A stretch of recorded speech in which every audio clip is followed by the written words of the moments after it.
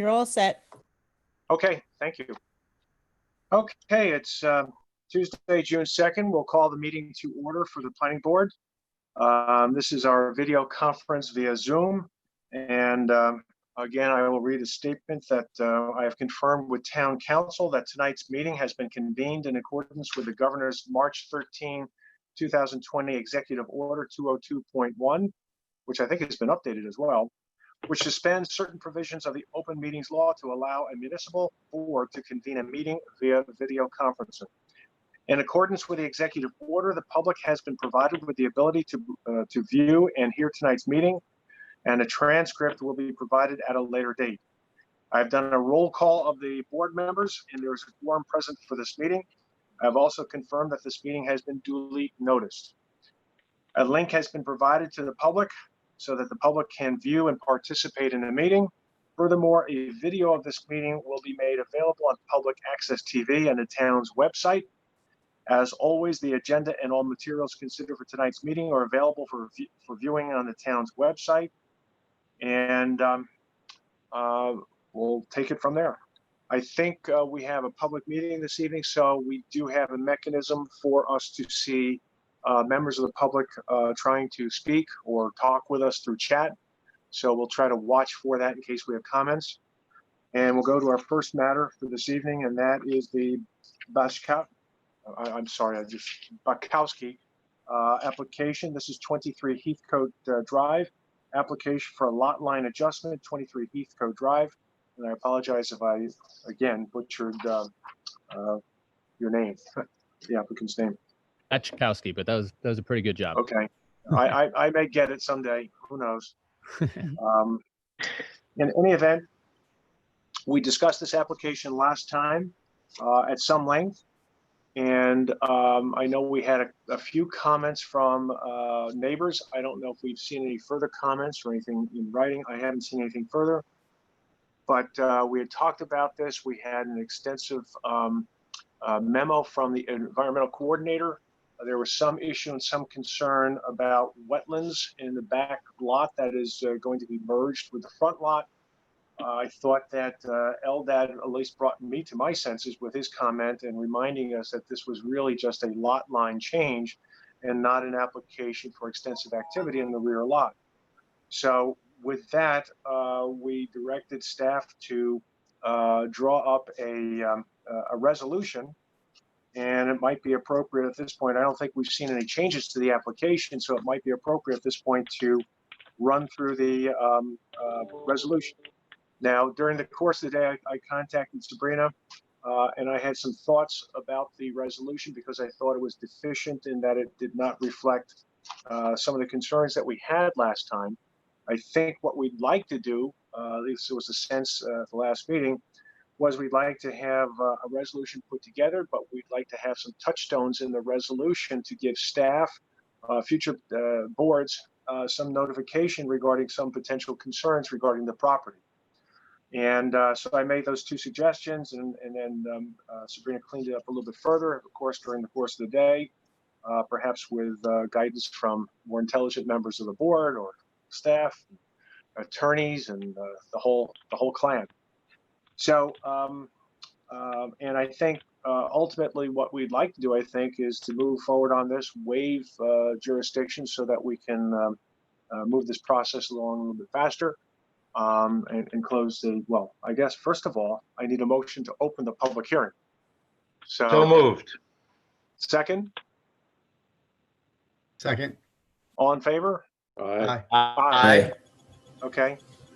I guess I'm supposed to do a roll call, but I think that was pretty unanimous there. So we'll go with that for there. We have our resolution. We have our thoughts. The two things that I was concerned with was that this is not an application for activity in the rear lot. Nonetheless, the environmental coordinator did express some concern that there were some indications of wetlands or wetland buffers in the rear lot. And I thought it was important to have a touchstone in the resolution to draw people's attention to those, and not to require the applicant to do anything further in terms of wetland studies, et cetera, but to defer that until such time as an application might be filed by the applicant for activities in that rear lot. The other issue we had was, this is a, I wasn't quite sure of the history of these lots that fall behind the lots that front on Heathcote, but they're oddly shaped. And although they're not flag lots, they start to take on some of the characteristics of flag lots. And there was some concern that the rear lot would go over and pass behind the lot of neighbors, of a neighbor, maybe two neighbors on either side. I'm not quite sure. So there was some concern about that, and I think the applicant agreed, and the applicant's representative agreed last time that any activities would be confined to those areas that are directly behind the front lot. So those are my thoughts, and I think that's what we have in terms of some of the redlining that Sabrina has prepared for us. So any thoughts, concerns, issues, please, from the applicant. We don't mean to just shut down the applicant if there are any thoughts or concerns. It was my understanding that based on, I guess, the representation we had from Jerry last time, that these were agreeable. The applicant would be agreeable to these. But if there are any concerns or issues, we should hear them now, I guess. Thank you. First, thank you all. We did get a copy of the document this afternoon. So we didn't have a lot of time to review, but I can appreciate how much work that does go into it. Did you get the red line copy? Did not get the red line, so I don't know. No, they got the final copy. They have the clean copy based on the red lines. Okay. So you got the right the right version of it. Good. Right. They do. They have the right version. Right. So look, I think largely, yeah, we are accomplishing what our means was to, or our goal was in merging the lots.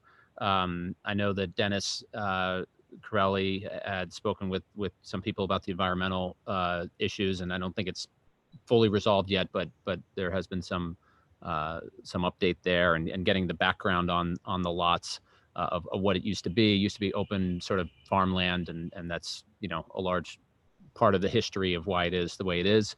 I think honestly the only concern we have with the existing language is sort of limiting any disturbances to the directly behind our house. We don't have, as you said, plans that we are presenting right now.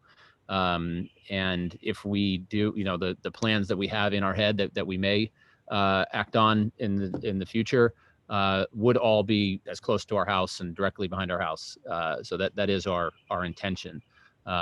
It felt like with the respect of the T-shaped lot, and we have great relationship with our neighbors, and we would never, we respect our privacy and their privacy. We would always want to be respectful of that. The way it's worded felt like it was a little bit too limiting for a lot of that size to limit it to just that area. So that was really our main comment, and I could highlight what sections that's in if it's helpful. Please do. So basically 16 is page 4, number 16, I think was the main part of it.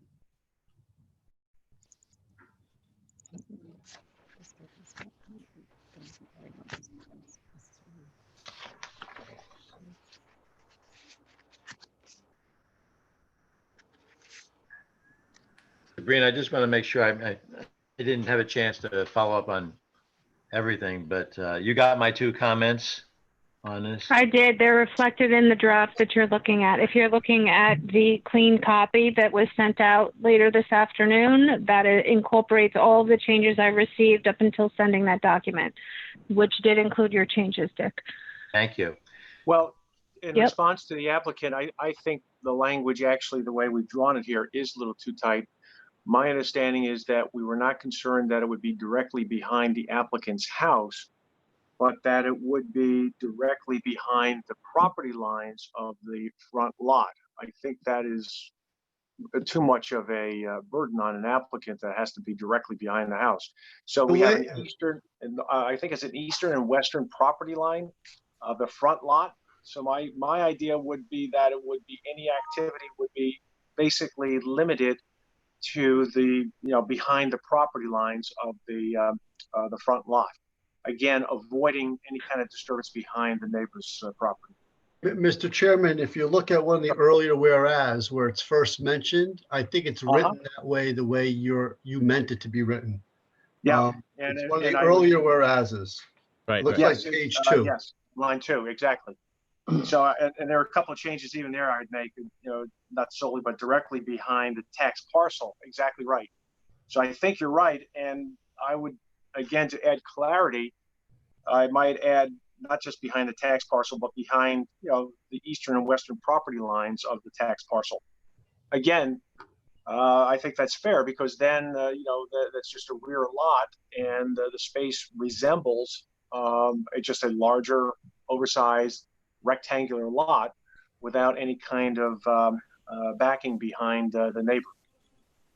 I think our concern, if I may suggest the following language, if I can suggest the following language, and then Mr. and Mrs. Bachowski, if you could tell us whether or not you're comfortable with it. Rather than it saying directly behind the house, the clause now says if the applicant is to make application for a building permit, all disturbance shall be reflected on the plans to be located between the eastern and western property lines of tax parcel number 3093.5-1-7. So that way it is if you were to draw your eastern and western property line today on the lot where your house sits straight back, you have that area within which to develop your accessory use. Do we have grading and clearing limit lines here? We have not established clearing and grading limit lines on the vacant parcel. What about on the smaller parcel? I'm sure that there were established clearing and grading limit lines when you approved that lot. Well, then I would suggest that they can, we can do everything that is in the smaller lot, save not encroaching into the clearing and grading limit lines. Wait a minute. The other issue I would say is I don't think we should limit it to just building permits because after all, we could have a tree permit, for clearing of trees, and I think that would be of paramount importance to the neighbor. So any sort of permit, or otherwise. A building permit, when you make an application for a building permit, it triggers all of the other what we call sub permits, a tree permit, a wetlands permit. It all falls under a building permit. Well, I have what if they were going for just a tree permit? They just wanted to clear trees. And that's what I'm saying. They'd still have to submit a building permit. I have a question that. Okay. It's a category of permits. Okay.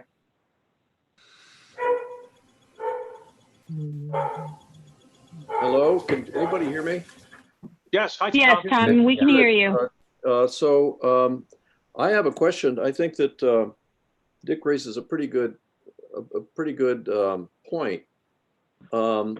So could somebody confirm, I don't have the drawings in front of me. Could somebody confirm that there are, I think Sabrina just said that there are clearing and grading limit lines on the existing parcel, the one that has. I would. Yeah, I would defer. Peter, are there, I'm not sure when this initial house was built. Can you clarify that, Peter? I think a lot of the disturbance that was created to construct the home at the primary lot on 23 Heathcote extends right to the property lines. There was landscaping that was installed along the property line, and the rear property line basically was the septic system, the extent of the septic. So for the most part, the entire 1 acre parcel was disturbed as part of the construction of that home. But that's not the question I'm asking. What was built is not really the question here. Are there clearing and grading limit lines established as part of the original subdivision approval or the building permit approval when this that exists now on the property?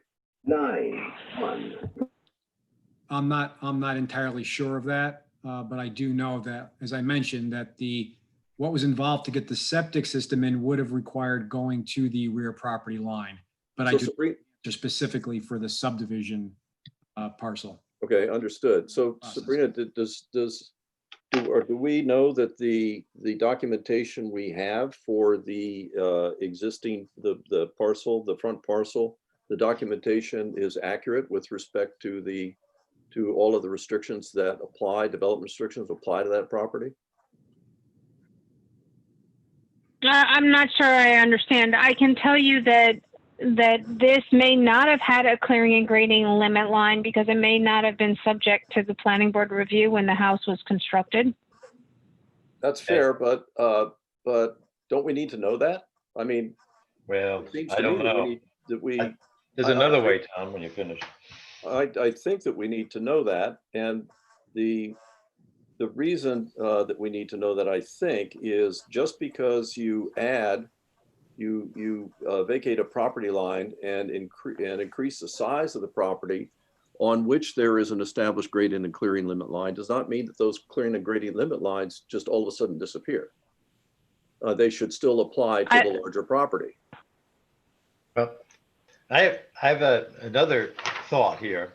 If you do get the drawing, it's a preliminary plat, and it has a 35-foot side yard setback. And I would say that that no structures should be built that are not in accordance with the setbacks. Just to make it Well, clear. that is zoning conformance. I know. That is zoning Just to make it conformance. clear for the applicant. I think that we're kind of falling back into that trap again of trying to regulate something that's not even being asked. Again, to go back to the concept from the last time, which was the request is to eliminate the tax lot line. Correct me if I'm wrong, again, because I'm new, I definitely can be wrong, but any activity that the Bachkowskis undertake or would like to undertake here, that has to come before us, right? And any kind of disturbance of the land. No. No? No, Not unlikely, necessarily. actually. No. Anything that requires a building permit that has some problems with the setbacks, that would be a problem that might go to the zoning board of appeals. But, Peter, Peter, can I ask you to share your screen with the plat map on it so the board can Yes. see the setback lines? Sure, let me try and do that for you.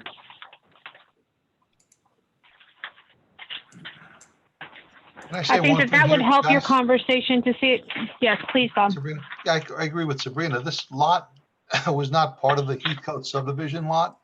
So because of that reason, it really never had any clearing and grading limit lines to begin with. okay. It was an out parcel part of the subdivision. So it was never something looked at by the planning board when Heathcote came in. Now, the lot just to the west was part of the planning board subdivision, which had clearing and grading, but this lot does not. Just to answer the question, that's kind of what Sabrina said before. Right, and so I just wanted to point this, the dot dash, the long dash, little dash line that goes around both properties, that is the setback line. I think I'm going to draw on here so you guys can understand, and the Bachkowskis can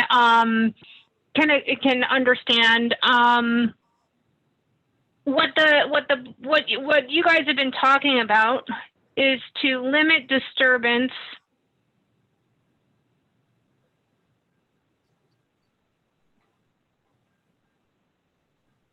like that. Can everybody see the lines that I made? Yep. Yes, Very beautiful. attractive. Beautiful color. Very helpful. Well done. I am to please. So that's what we're talking about. And if you look, here is the zoning line. Here. That's correct. And so what I would like to do, I don't know if the neighbors are attending the public hearing, but maybe, Mr. Chairman, you would like to open this up to see if the public has comments about this concept before you further discuss it. Sure. Are there any comments from the public? Are there anything in the chat? I think we see things that appear in the chat, right? Yes, if you look at the participants, there are several participants watching this meeting, and I think that you should give them an opportunity to write in comments if they have any. And by all means, I would encourage you to continue your discussion regarding this matter, but at least give them an opportunity to start writing their comments if Sure. they have any thoughts about this. Yeah. Well, while we wait for their comments on this, I'd like to go back to the clearing and grading limit lines. So it's good to know that there are none that that are in place in the existing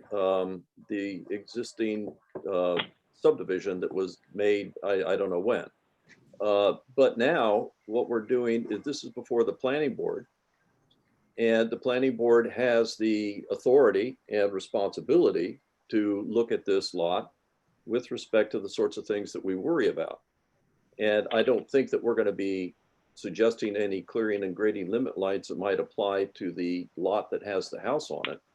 But to the expanded lot, it seems to me that maybe we ought to be thinking about what is appropriate there.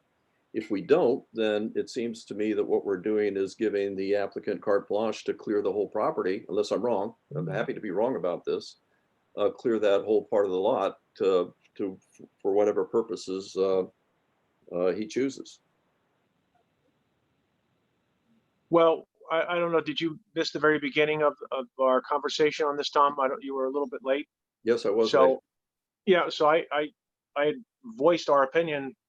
My opinion and my recollection that we had talked about this last time, and our concern was exactly that, Tom, and that was one of the reasons why we were looking at limiting any kind of future activity. Not that there was that we're looking at it right now, but just so that there was a touchstone in the resolution for the building department or future boards, that there were some issues and concerns, and that we were not going to require the applicant to complete a wetland study at this point because there's nothing proposed, but be aware that there were some issues. The environmental coordinator had noted some issues and concerns that he felt could trigger the need for a wetland permit. And aside from that, we heard from a neighbor or two last time about disturbing property directly behind the property. Now, I understand that we've heard from the applicant, look, I have certain expectations. So I bought the property, the real estate brokers made representations. This is why we bought it. But also people who live there also have expectations. And it was not clear to me what the history of those rear lots was. And, clearing that property behind other owners, other neighbors, as we heard from at least one neighbor last time, could have an impact on the enjoyment of their property. No, I do remember. I do remember that conversation Yeah. from last time, and I understand that that's the intent of the way that the. I think that that's the intent of the way the resolution is written. But I'm talking about something else. I'm talking about. Does that mean that we are releasing any concerns about the property which is within the purple lines here?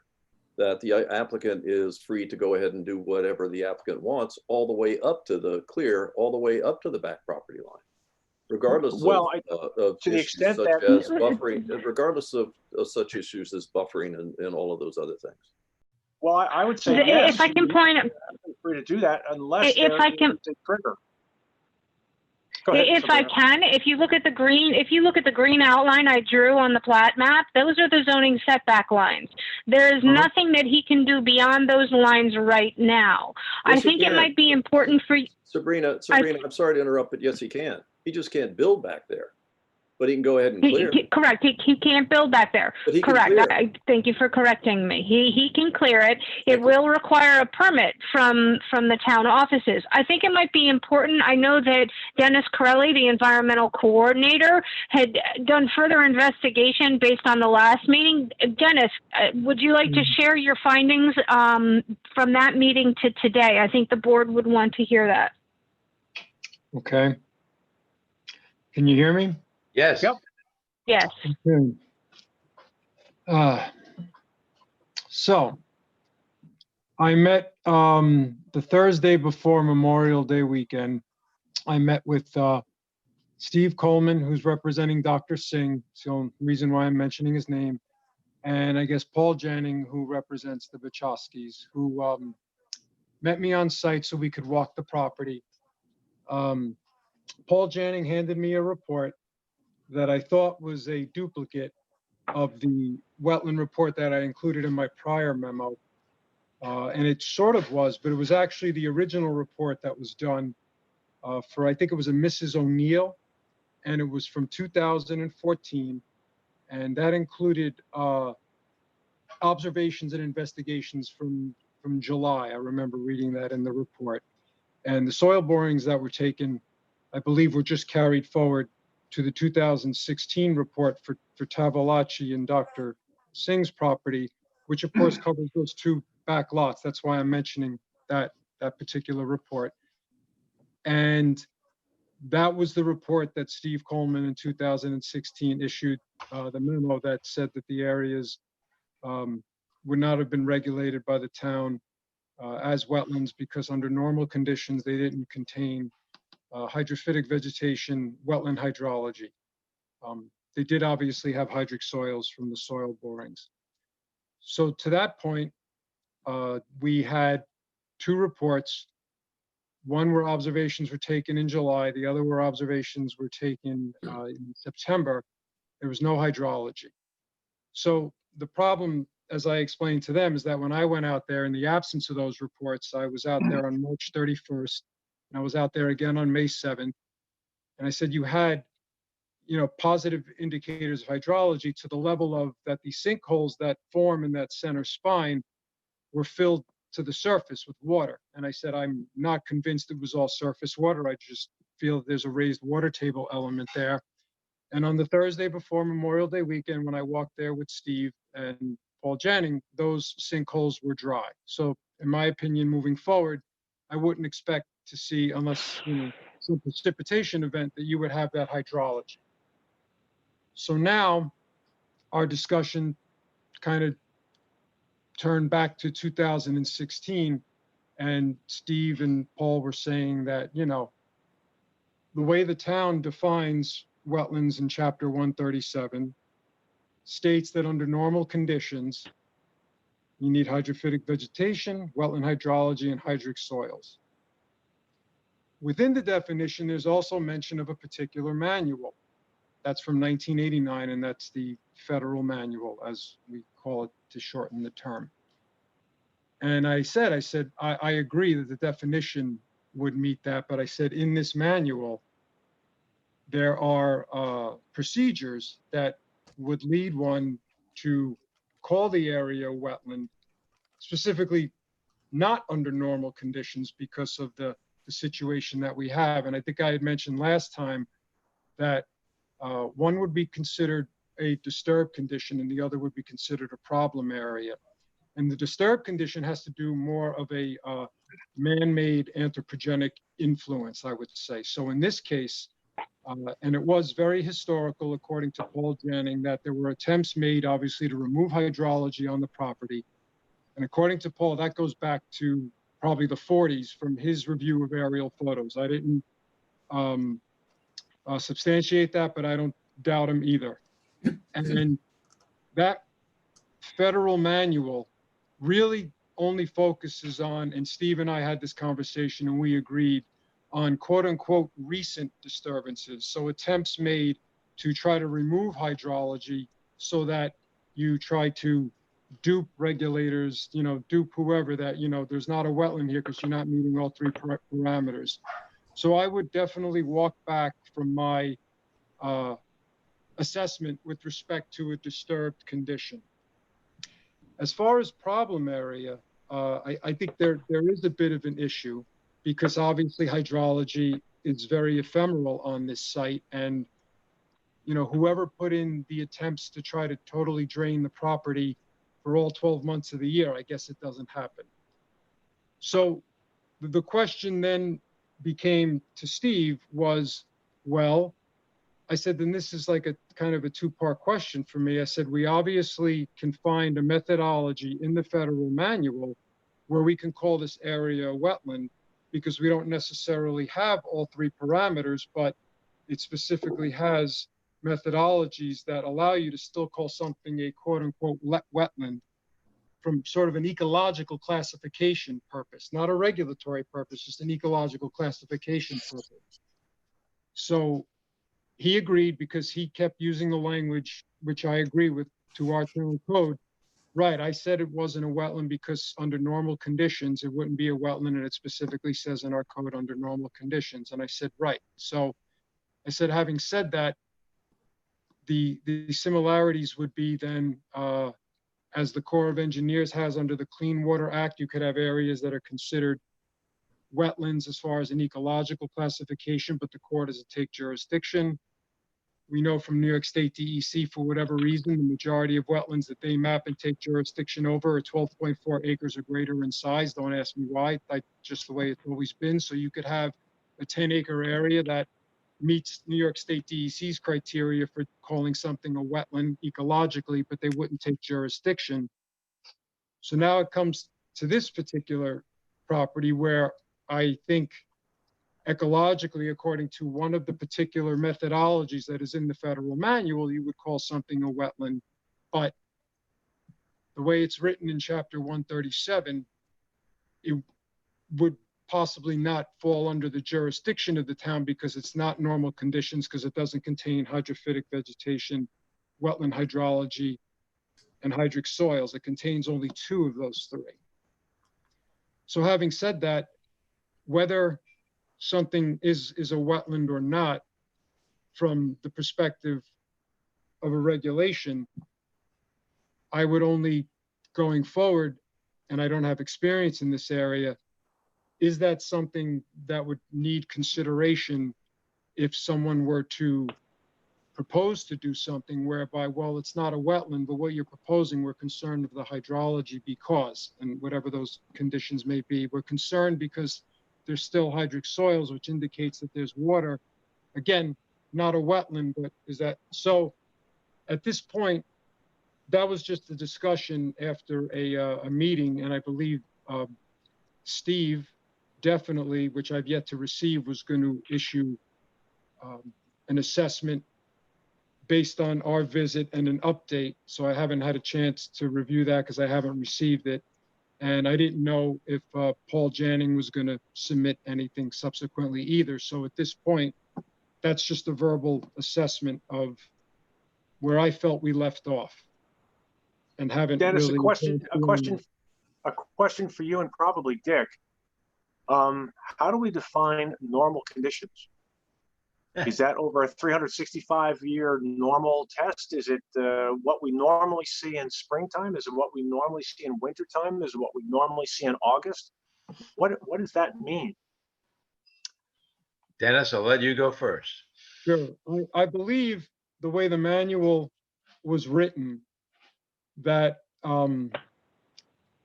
normal as it applies means that under normal conditions throughout, right, a good percentage of the year, that you will have all three of those criteria and you won't be missing something because of a seasonal component or based on, let's say, the biology of certain plants. So the examples that they use are, you know, especially with the hydrology, some of these, you know, ephemeral areas that, you know, during, like, let's say springtime, you know, you have your hydrology, but, you know, for the rest of the year, you're like, wow, everything's bone dry.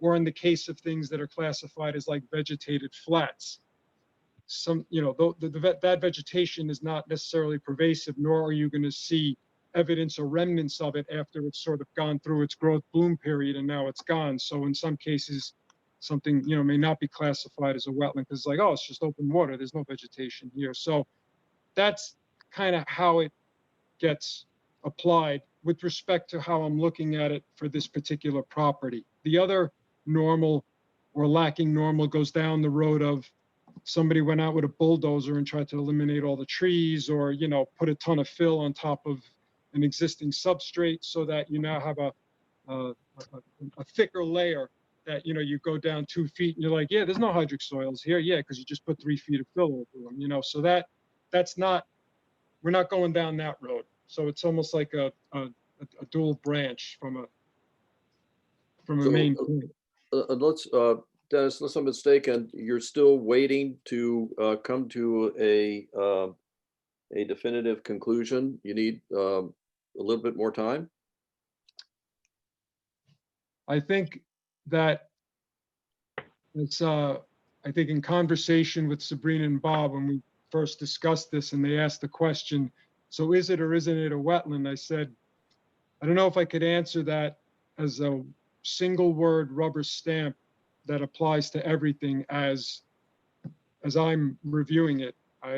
Fair enough. So in any event, unless I'm mistaken, in any event, and I think that this goes back to Eldad's point, was that we don't need, do we need an answer on that question now? Because there is nothing which actually is being proposed for development right now on this piece of property. And we can move ahead, and when the wetland information comes in, whether there isn't or there is, or the quality and character of it gets established, then that will get applied to any future actions that the applicant may want to put on the property. Yeah. I think that's a very good start to it all, and it's very logical. I think maybe we can even go a little farther in that, as I recollect, I'm moving my arrow here. I don't know if everybody, can you see it? No. No, I can see it, so that's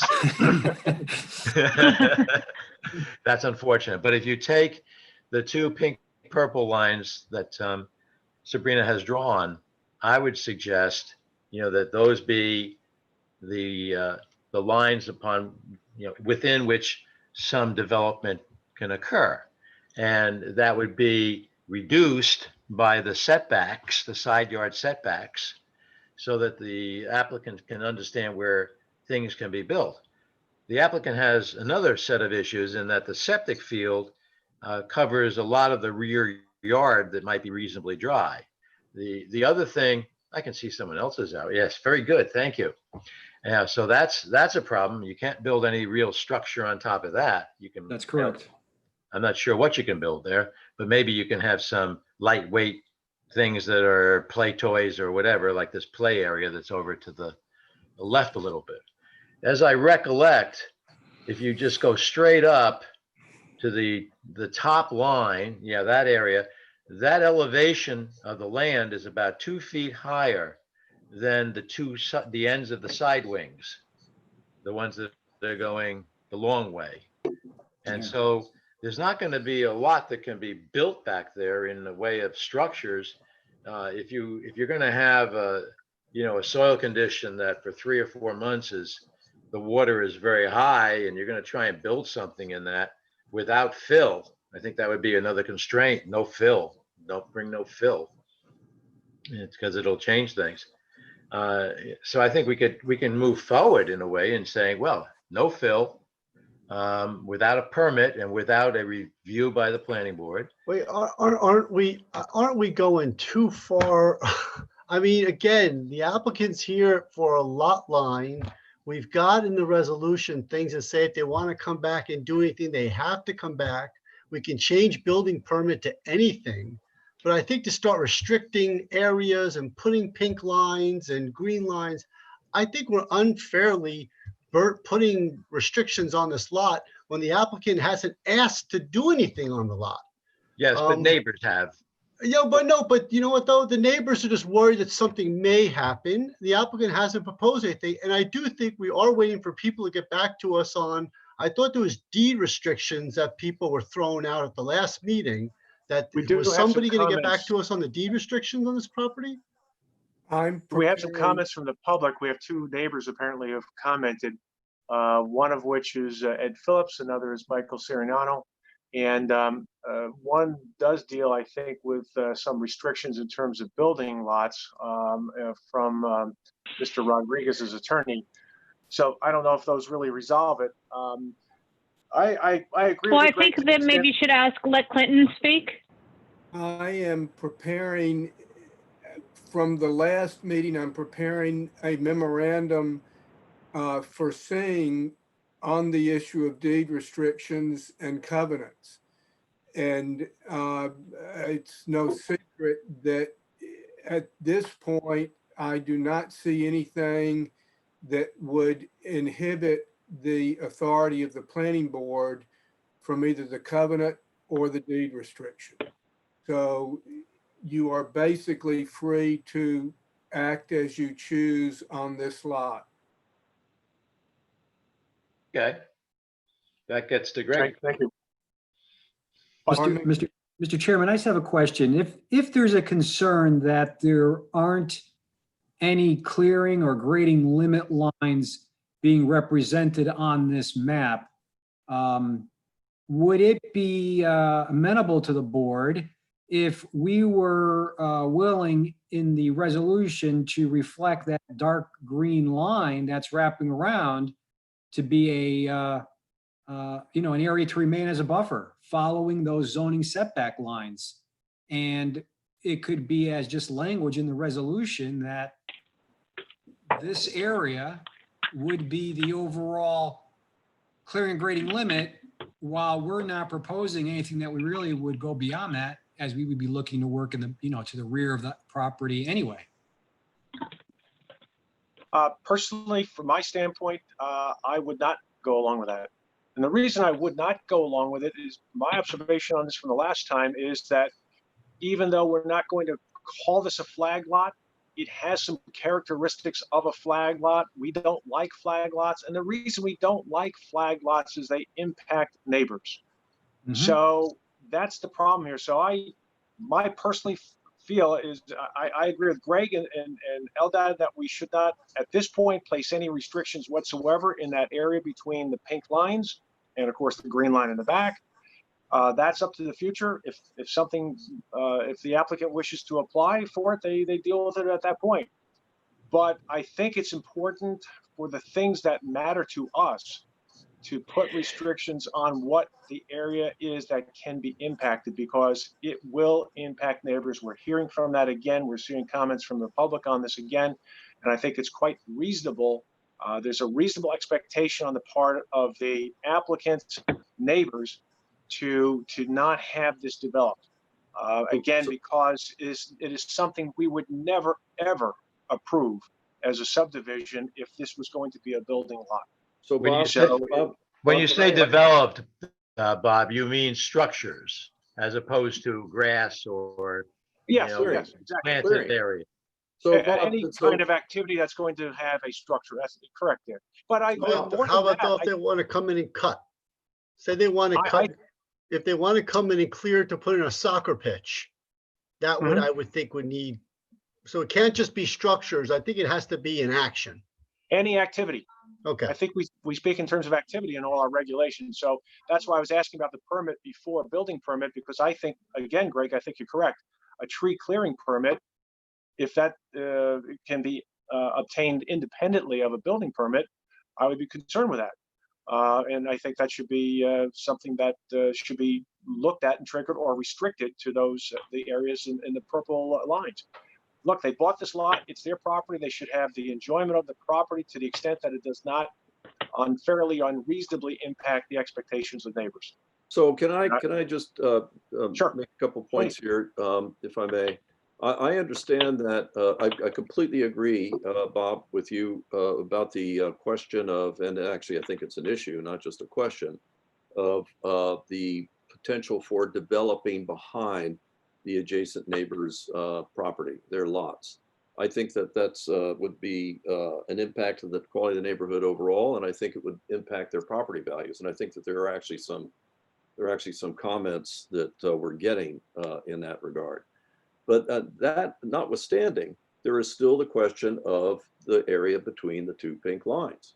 And to me, that doesn't, just because we are suggesting that the areas which are to the left and right of that, we are going to be putting restrictions on, that the area between the pink lines is an area that the applicant, that the homeowner, is free to go ahead and clear. Now, I understand that there are in entirety, because we're putting no restrictions on it, other than a tree permit. Are we putting no restrictions in that area? I mean, what if the applicant has already suggested that the reason they want to do this is to get a clear area where they can have a place for their family to enjoy? And I understand that. I have no problem with that. But this would be the first time, I think, that we would be so, I don't want to say cavalier, but inattentive to issues that actually clearing and grading issues that pertain on a whole acre of property that goes all the way to the back property line and abuts a neighbor's property. Well, but if they need a tree permit, which would come back to us, they would have to come back to us and explain why they had to have something back there that's a structure, particularly with soils that to the left and the right of the pink lines, I believe are much wetter, longer during the year, but still perhaps not, a wetland. But it makes construction hard. But we would, I think, retain suzerainty over anything that happens back there. So let me ask, chopping down trees, trying to change the terrain, whatever. So Dick, if I understand you, you're suggesting that if they come in for a tree permit, which what they would have to do to clear it, that would open the door for us to then address the larger question of grading and clearing, and the potential for requiring putting in a buffer, for example, on the back property line. Does that open the door for us to take those actions if we have not put in clearing and grading limit lines prior to that as a part of this application? Well, if they take down trees, remember, we didn't have tree permits 15 years ago. So tree permits now bring it back to us, I believe. Right, Bob? Well, I know they do. It depends on how many. I think some will just go to the environmental coordinator. I personally, I don't have a problem with those activities in those lines behind the house and within those purple lines, provided whatever the activity is doesn't trigger the need for an application, which case, if it does, it does. They have to go see the building department, the environmental coordinator, or us, or zoning, or whatever. I mean, The environmental review board. Right. Yeah. To your question, Tom, I don't have a problem with an applicant clearing that in the back there, provided it's not a wetland and making it grass or a play area. As long as they stay within those lines and within the setback, I think that's a reasonable use of the property. Wait, hang on just a second. You mean within the setback? No, not within in those setback. two purple lines. Well, that's not, you said within the setback, the back property line setback? Oh, no, the setback. Except where the green line trumps The it. dark green, yeah. They can't do anything, I mean, no one can do anything beyond the zoning setbacks. So whatever that is, what's that, Sabrina, is that 50 feet in the back? 30, well, They could It's clear. 50 They could feet. clear. Bob, they can Yeah. clear back there. Zoning doesn't say that they can't clear. Well, They clearing. just can't put a building back there or I a know they can't. structure. I know they can't put a building back there. That's not what we're talking about right now. That's not what I'm talking about. I'm talking about the potential eventuality of a homeowner here, because there are no clearing and grading limit lines between those two pink lines, can go ahead and clear all the way back to the back property line, the property line that abuts somebody else's property. no, back to the setback from the back property line. Where does it say that? We can add it. Well, that's what I'm asking. Yeah, Well, I agree with that. Okay, If- thank you. Yeah. If someone wanted to go beyond the pink line in the future. If someone wanted to cross the pink line or go into that buffer for clearing, could they then come before the board to discuss what that project would entail? You mean I would think left so. or Clinton, right? that's an answer, a question for you, I guess, Clinton. I would think so. Uh, It would be an application because it would be something changing this resolution. Right. It would be, it's also changing the security that you are implementing for the neighbors. So I would say that no activity in that area without application to the planning board. Mhm. Right. So you would have an opportunity to review what those impacts would be in the future. Yes. Mhm. Well, certainly to the left and the right of the pink lines. Yes. But we also want to make sure that within the two pink lines, save where there's a setback from zoning, that anything that goes on there, we would want to have some say. If they're able to, to refurbish an area that has no trees and make it into a grassed area where the kids can play soccer or whatever, I have no problem with that. But if they have to chop trees down, then there's a tree permit most likely that's going to be required, and that would come back to us. Well, Yeah, which is fine. It may not come back to you. it may not. What do you mean it may not? It may go to the environmental It may coordinator. go to a different board, or it may be reviewed by the stay with the environmental coordinator. Look, I personally have no problem with the applicant because we already have provisions in our code when we have these sister and brother boards that watch out for these things and do a pretty good job, I think, such as conservation and people who look at these things. Also, I have no problem with those agencies dealing with, if they want to come in and clear some trees, it not coming to us. There is a system and people in place to deal with that. What I am concerned about, though, is that we have, I think, an obligation to be sure that we are protecting the adjacent property owners in what we do.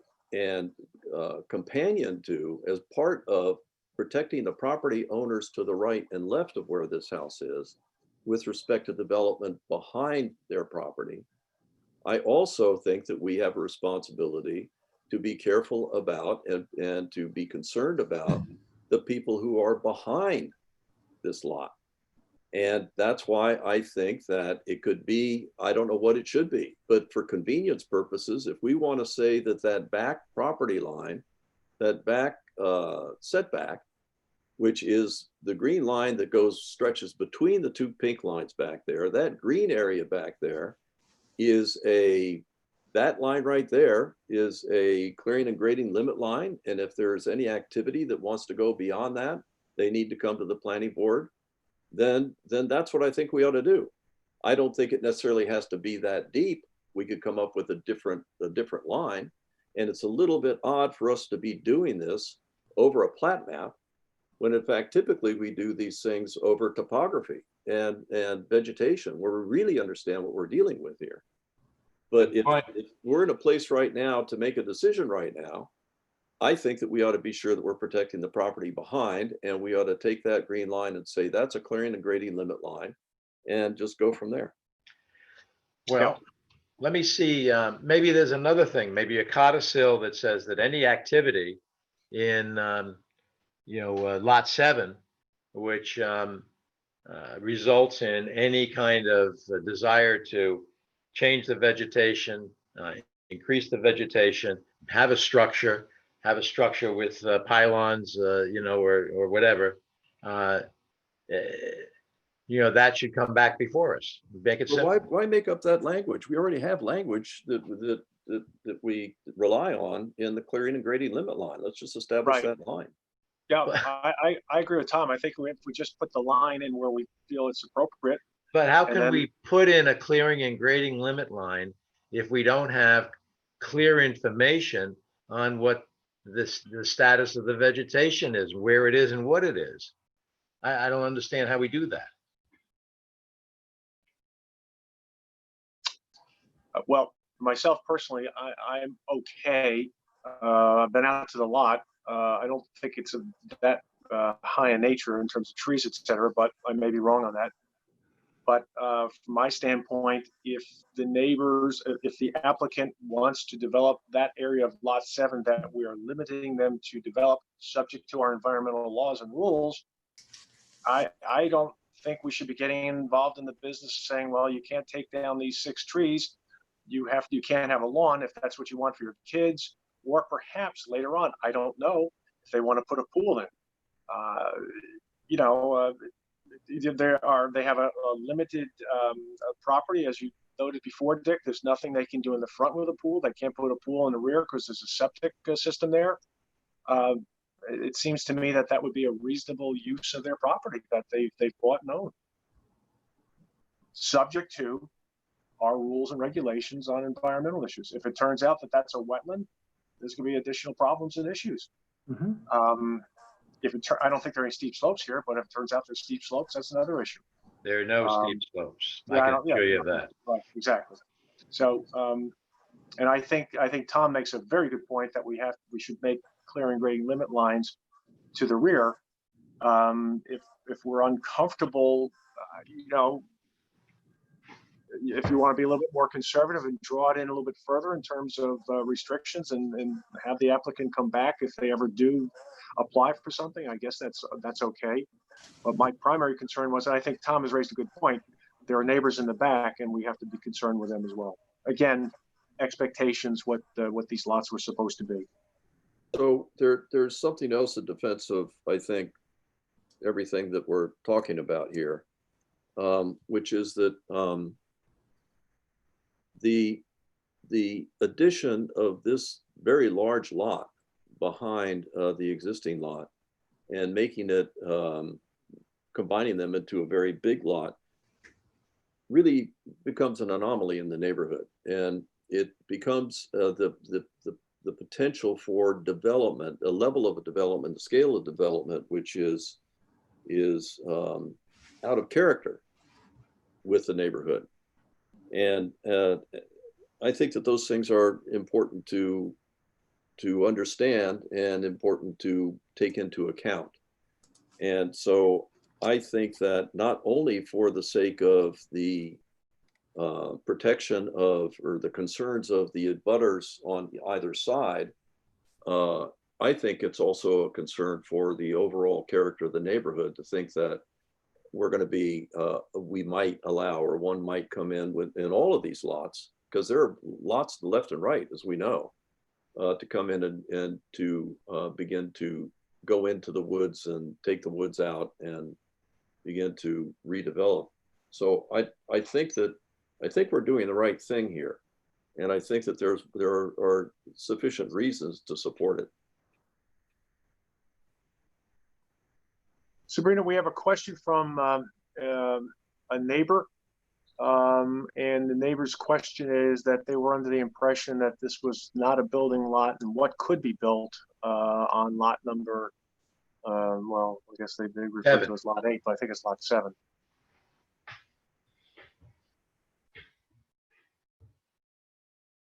This is lot 7, and yeah.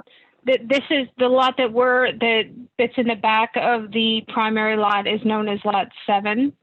This was Clinton needing to review that, and you know, he is reviewing it first thing, and he's going to provide you with a memo. There are to be no structures behind on lot 8. You know, that's what that information said, but the question is whether or not it's valid in regards to decisions you need to make. That's correct. I believe there were 2 prohibitions. One was against further subdivision.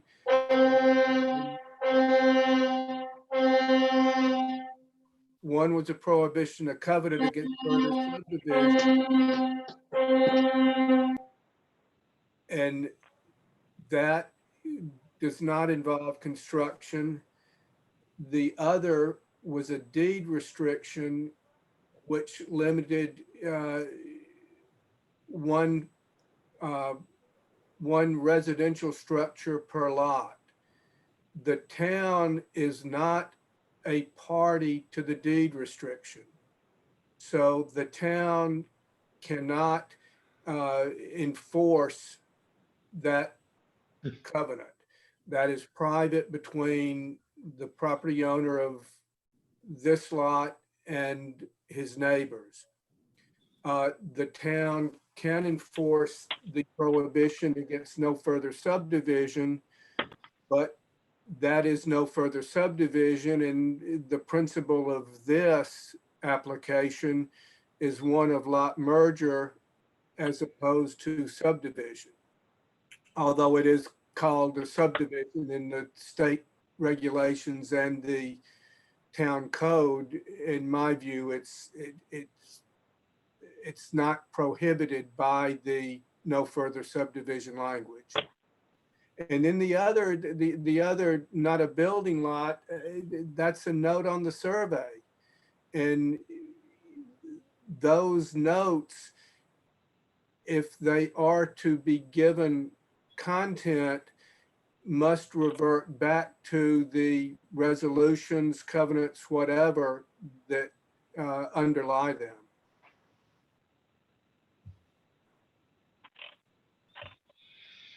Okay. I hope that helps member of the public who wrote that question. If not, please feel free to send us another chat item.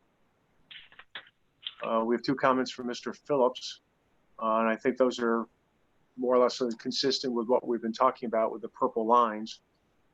So I think we have been talking about his concerns in terms of his property. I'm not quite sure which his property is, one either to the left or right of the subject property, but clearly one of the ones where property, yeah, okay, that one, thank you. Okay. So, Mr. Chairman, do you want to go back to the resolution? Yeah, yes, so we can tighten this up and move on then, see what we can do with this. Do we have, to Tom's point, do we have any reference to clearing and grading limits in here as a whereas or a conclusion? No, we do not. So I think that that is something that we would want to include. Hi, this is the applicant. Sorry, that's really hard to hear. I know that you guys are doing your job and trying to protect the neighborhood and the neighbors and whatnot. But you know, without any plans to do any of the major clearing or anything, it's you know. But I know you have to do that up front. Can you just give us a little bit of background on what you're talking about with respect to grading? And I'm not familiar with that. And again, I don't understand. I would, the town does have clearly defined plans and processes, and you know, by merging these lots, you know, coming in between the pink lines to follow all of the processes that would be in place, feels like it's that there are those checks and balances in place for that reason. But you know, just to help us understand what the context of that is would be helpful. Sure. Sabrina, would you like to take a stab at that? Sure. Right now, the planning board is determining whether or not they want to establish what's known as a clearing and grading limit line on your back lot, which means it would be a line drawn. We can use the shaded green area as an example, whereby you could not disturb earth or clear beyond that point. So you could not go into the green area. So they're looking at demarcating the back of your lot with a clearing and grading limit line. That means when you go to plan your accessory use, you would not be able to go into the area beyond that line. Got it. Understood. You also, Okay. it's not just, let's be clear about this, not just putting in an accessory use. You literally cannot clear or regrade back there. You cannot take out vegetation. I mean, there are certain restrictions that apply to that area. It doesn't mean you can't walk back there and enjoy the property. Sure. Okay. But you can't. And we'd be able to can't go put a any- fence in if there was a fence or something, you could do that. But again, no plans. I'm just asking what the, And What- this what that isn't, and this isn't specific to you guys. This is all properties this happens with. okay, got it. Clearing and grading limit lines. And Okay.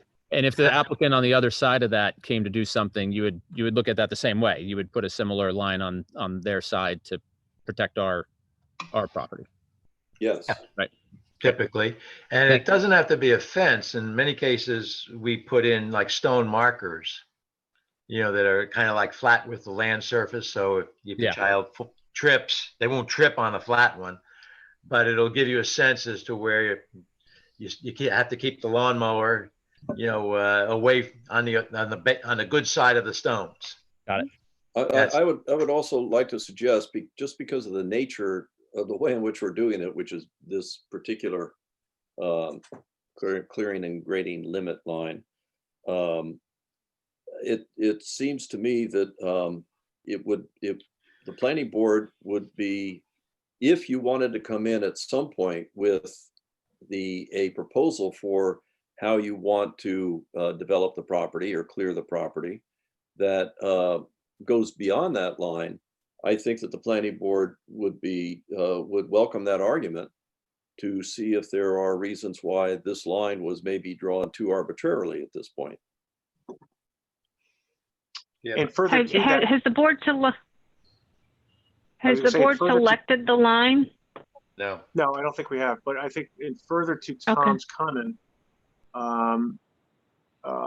if there is some sort of proposed activity and the clearing and grading limit line needs to be changed, what very often happens is there are other strategies that we can implement to enhance buffers, enhance vegetative buffers, et cetera. So that's why it's subject to permit, subject to an application. It's very difficult. We're trying to make sure that we don't have a problem with neighbors at this point, and you're not even applying for anything. So it's a little bit different, but that's because of the nature of, frankly, from my standpoint, the nature of the lot, the dimensions of the lot. Right. Because if we don't do this, it in my opinion, could have an adverse impact on neighbors. By the same token, it's your property. In my view, it's your property. You should have the ability to enjoy it to the extent it does not impact others. Great. Thank you for recognizing that too. So what's the feeling in terms of, I think we should put some clearing and grading limit lines on here. I think Tom and Dick have made some very good cogent arguments on that issue. What do we want to do? Do we want to use the pink lines and the rear green line as the tentative clearing and grading limit lines? Do you think that's too broad? Certainly open to discussion and from the applicant as well as the applicant's professionals. We can use that as a start, but my sense is that there's some folks who think that might be too open at this point. I'm okay with that. When you use the word tentative, so that means it would be subject to change in the future. Well, of course, Possibly. subject on it to any application, sure. Okay, so I'm okay with that. It works for me too. Was that your Eldad? I couldn't say. I'm sorry. Yeah, Eldad, it works Okay. for me. Okay. Greg, what's your thought? Is the line going to be the setback line in green, or is it going to be the pink lines and the setback combined? Both, yeah, pink and green. Pink So and the the area, setback line. so the areas to the left and the right flanking the pink We're allowed line, to- we're saying Whatever we need. you to can't do. touch a thing in there? Do go through this. Correct. process again. So they can't even go there and remove a shrub? That would be the situation at this point, yes. I mean, whatever the rules are with clearing and grading limit Well, lines.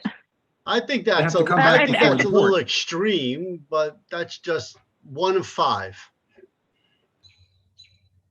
I can understand limiting an accessory structure to the pink lines, but I would think limiting the clearing and grading line to the pink would be a lot. I mean, you're taking away a lot of their property.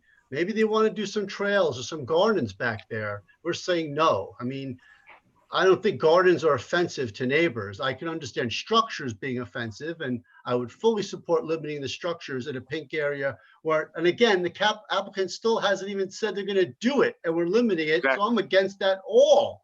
I'm against all of this, but if I have to make a decision, I don't support the pink as the clearing and grading limit lines. Well, I'd like to point out that when you have, Greg, you talked about, gardens and pathways and walkways. So those improvements actually are not just improvements, it's human activity. And it's the human activity back there behind these people's homes, which I think might be the concern. But you raise a good point. Why not? Then this goes back to an earlier comment. Why not make the setback lines all the way around the clearing and grading limit line? Does that provide sufficient buffer for all of the neighbors? We don't know, but We it don't would be a know. tentative line anyway.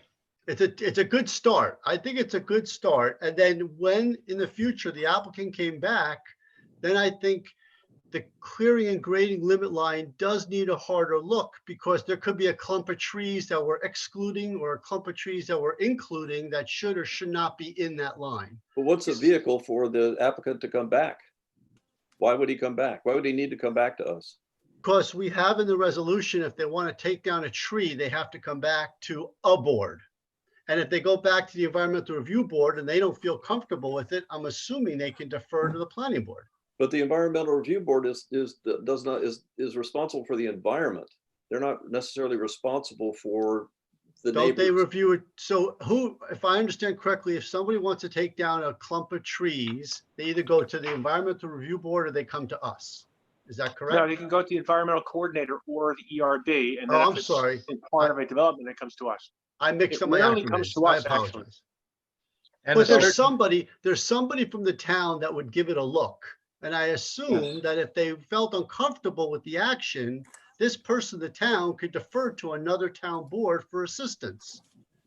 Right? Yeah, but yes, but. I mean, I'm just trying, these guys just want to do a lot line merger, and I feel like we're burning them down with so much for something that may occur in the future. And they just moved here, and I feel like we're clobbering them. So I don't know. I feel we're being too tough. Well, all right, let me change my view. You've raised some good points. I think the pink lines should be called out as the lines with which no structures can be built in addition to the normal setback lines, Sure. structures. I have no problem with the green lines being the tentative clearing and grading limit lines. And, if everything works out fine, then it's going to be fine. It's the key is the structures to me as being the most offensive, which I think, Greg, you noted yourself. And, so I could see that. So now maybe it's 2 to 3. No, this is all that makes a lot of sense to me. I mean, Greg makes a lot of great points. Certainly, we don't want to overburden the applicant who's not even requesting any actual change to the land. So that makes sense to me. Also, with the caveat that were there to be some changes that went beyond this clearing and grading line or the pink lines, they would be required to come back to us. Yes. Is that true? Yes. We can draw it up that way. Clinton has told us that we can actually draw up a resolution so we can put those provisions in. I would agree with that. Well, I that agree with seems that. fair about balancing the applicant's concerns, the neighbor's concerns, and the town's concerns in general. Guys, can I say something? Sure. Whatever you guys decide is fine. But I think it'd be helpful for us in the future, when we look at this, I would hope it's going to be shown on a plat, not only to articulate it in the resolution, but it's going to be clearly defined on a map. So when we get the map and I review it, we kind of know where they can build the structures and where they can't clear to. So you might want to put that in the resolution to submit a map and show it on the plat map as well. I Good. agree. Whatever you guys want to do though, but at least show it on the map. Yeah, thank you, Bob. Yeah, we need to identify what it is we're going to show on the map. Absolutely. Okay. Any other comments? I'm just trying to make sure I'm catching up with any comments from members of the public. Excellent. Am I missing any? Does everyone see these? No, Does I everyone don't. get a chance? You don't see these? Yeah, everybody You need sees to them. open the They're chat under your box. chat bar. Look under chat. I think you covered them. I think so, but I just, it is a public hearing, and I know this is a very difficult way to conduct a public hearing, so I just want to make sure that we're covering the points and responding and letting people have their say. So just so we understand where we're going, that the setback lines, the green lines, are designated the clearing and grading limit lines. And the applicant is free, subject to our tree and environmental laws, is free to clear that entire area, which is white, right? And could in fact go ahead and just make a lawn in that area behind the adjacent house. Can I say one thing with the tree permits? There's no mechanism in the tree permit law, chapter 121, tree preservation, that requires Dennis or the ERB to make it come back to the planning board in any way, shape, or form. Right. So it's all, just as long as everyone understands that. Ah, well, that's a good clarification. I guess I heard something different earlier. I just So I wanted guess to get that on record. I'm suggesting, subject to those other regulations, that white area back there, the whole thing could be cleared and could be put into lawn, playing fields, et cetera, et cetera, et cetera, should the applicant choose to do so. Fair enough. I don't have a problem with that actually, but Okay, I It's, just want to it- point out that's it's- where we're going. some of the areas to the left and the right are going to be soupier and maybe difficult to walk on for weeks, on end. Whereas the centerpiece, going all the way back to the north, if you would, to the green, that's 2 feet higher roughly, so it's drier. So I don't really expect that there's going to be a lot of stuff that happens. Do any of the neighbors wish to speak? We can actually open up your microphone. Apparently, we have the technology to do this. So if anyone is interested in actually speaking rather than the short little typed notes, please let us know, and Carrie can open your microphone and you can speak. You should have the ability to raise your digital hand and I can open up your microphone. What's a digital hand look like on this? There you go. Edward I've had a Phillips digital here finger set to me, but not a hand, but Okay, I'm going to open up Edward Phillips' microphone.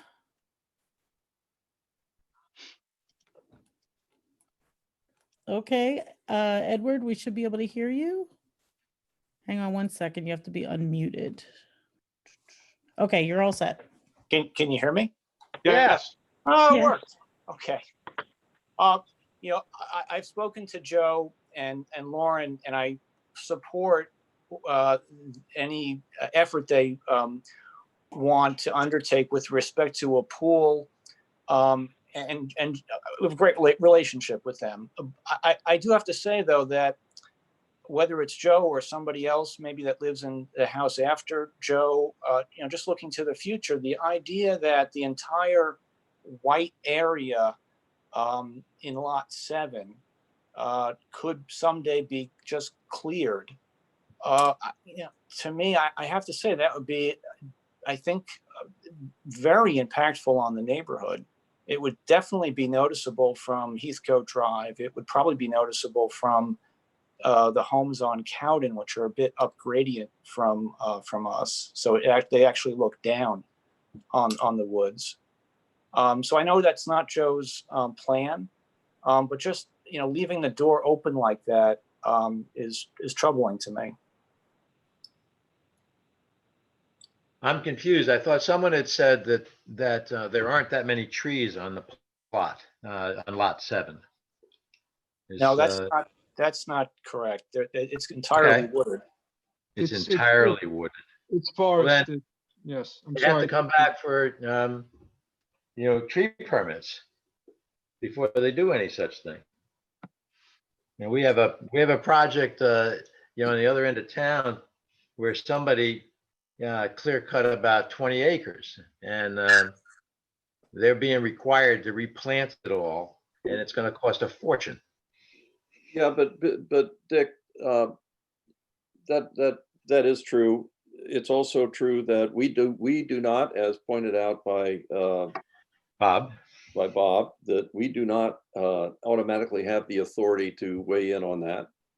That it's the environmental review process, which is a separate process, a separate body, and our concerns are not their concerns. Their concerns are not our concerns. I mean, they overlap, but they don't necessarily take into account or are obligated to take into account the sorts of things that we are concerned about. And you could have somebody, not this homeowner, this applicant, but a future homeowner. I mean, I've seen things change in my neighborhood when a new homeowner comes in. I mean, and change dramatically because they have a different vision for the property, and it's their right to have that vision. But I've seen things happen that change the character of the neighborhood. And so I think that there is this Mr. Phillips, has a legitimate concern about this. And we would not necessarily have the ability to manage that process because it wouldn't come before us. Well, so that makes this all very interesting. We may have to vote on it just to see where it goes. But yeah, it's difficult. Yeah. This is a tough one. This is Sean Jansky, landscape architect. I just wanted to again bring up that there is a pretty robust tree preservation ordinance that describes a regulated landscape buffer zone around the properties, and it requires replacement, trees. And if the green line were to become some kind of a limit of clearing at 50 or 60 feet, that would be 4 times the regulated landscape buffer that's already current in the tree preservation ordinance. So in a way, even without a restriction on clearing and grading, there already are good methods for the town to review any proposed clearing. And we might even be adding more restrictions to that if we do what we're talking about here.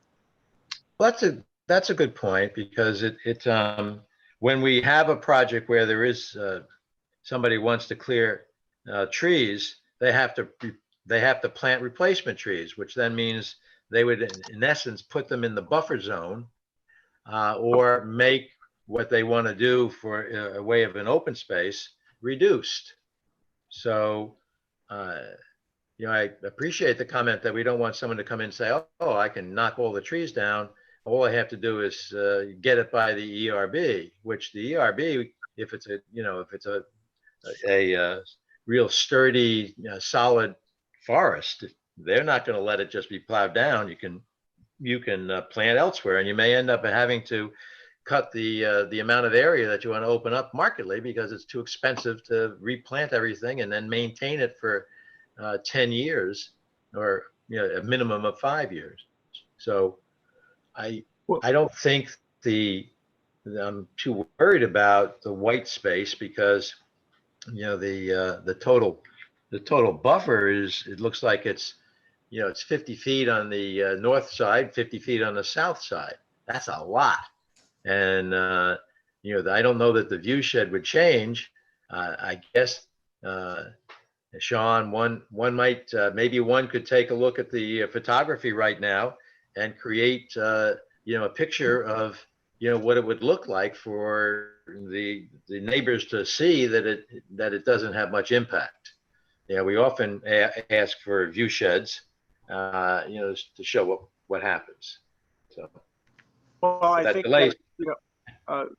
You raised a good point, and I think Tom's point is very good. In that, I think that's one of the reasons why I initially proposed that we don't overburden this property except for the purple lines. But we put language in here that serves as a touchstone for other boards and staff to echo our concerns, so that if there is a tree permit application coming in, that there's something that triggers that review to lets them know that we were sensitive to the issue, not just of the size of the tree, the dimension of the tree, the health of the tree, but we were sensitive to the issue that this was a quasi flag lot, and any activities on some of these areas in this white zone could have some impacts, and they should just be cognizant of that as they look at the permit, as well as I said from the get-go, the wetland issue. In case there is a wetland issue, just be cognizant of it. We thought that there might be some issues. We're not saying there are, but be cognizant of that if an application comes in the future. I don't know how you oversee that. I guess you don't. I guess you just trust. That, well, we don't oversee it, but it would be something for the building department. Hopefully that will catch, or the ERB or the conservation board, the zoning board, whoever it might be, will catch. I agree. Okay. It's a very good point, Tom. There's no assurance that it will be caught, and of course they can, just ignore us too. Well, well, if they do ignore us and then we catch it, then we'll have the right to come back and say, based on this document, you did something you weren't supposed to. You didn't follow the sequence, the process, and therefore restore it. Well, I don't want this to get too rhetorical, and I fear that it is getting there, but it sounds to me like we're asking other agencies to do our work for us.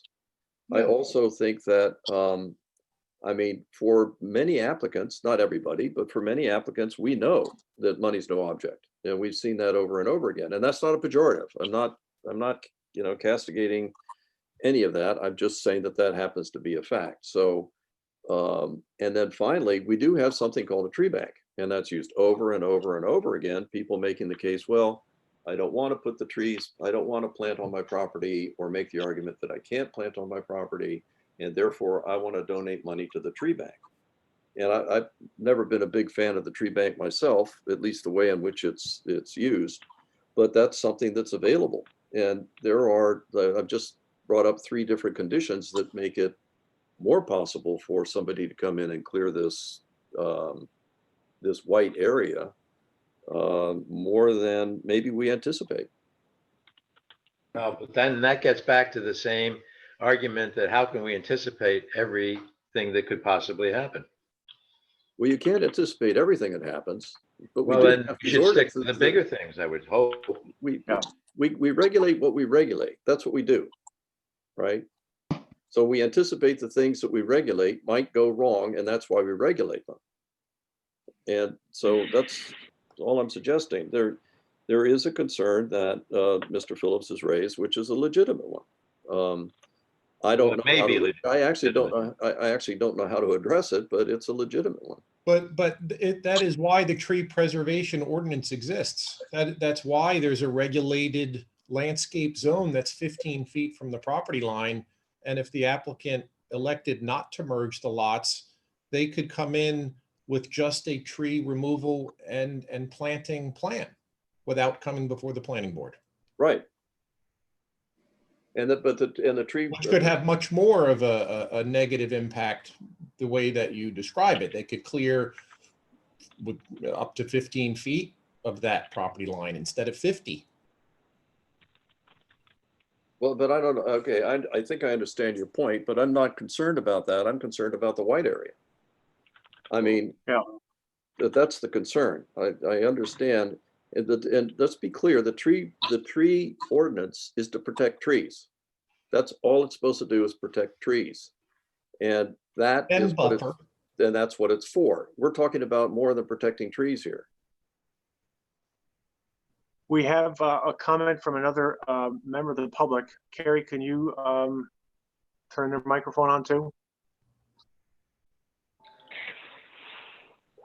Sure, I just have to unmute. Sure.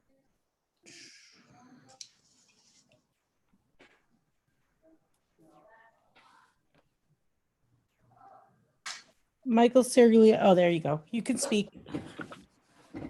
Good evening. I represent Michael Rodriguez. I had sent you a chat message. I don't know if you got it. He's resides at 19 Heathcote.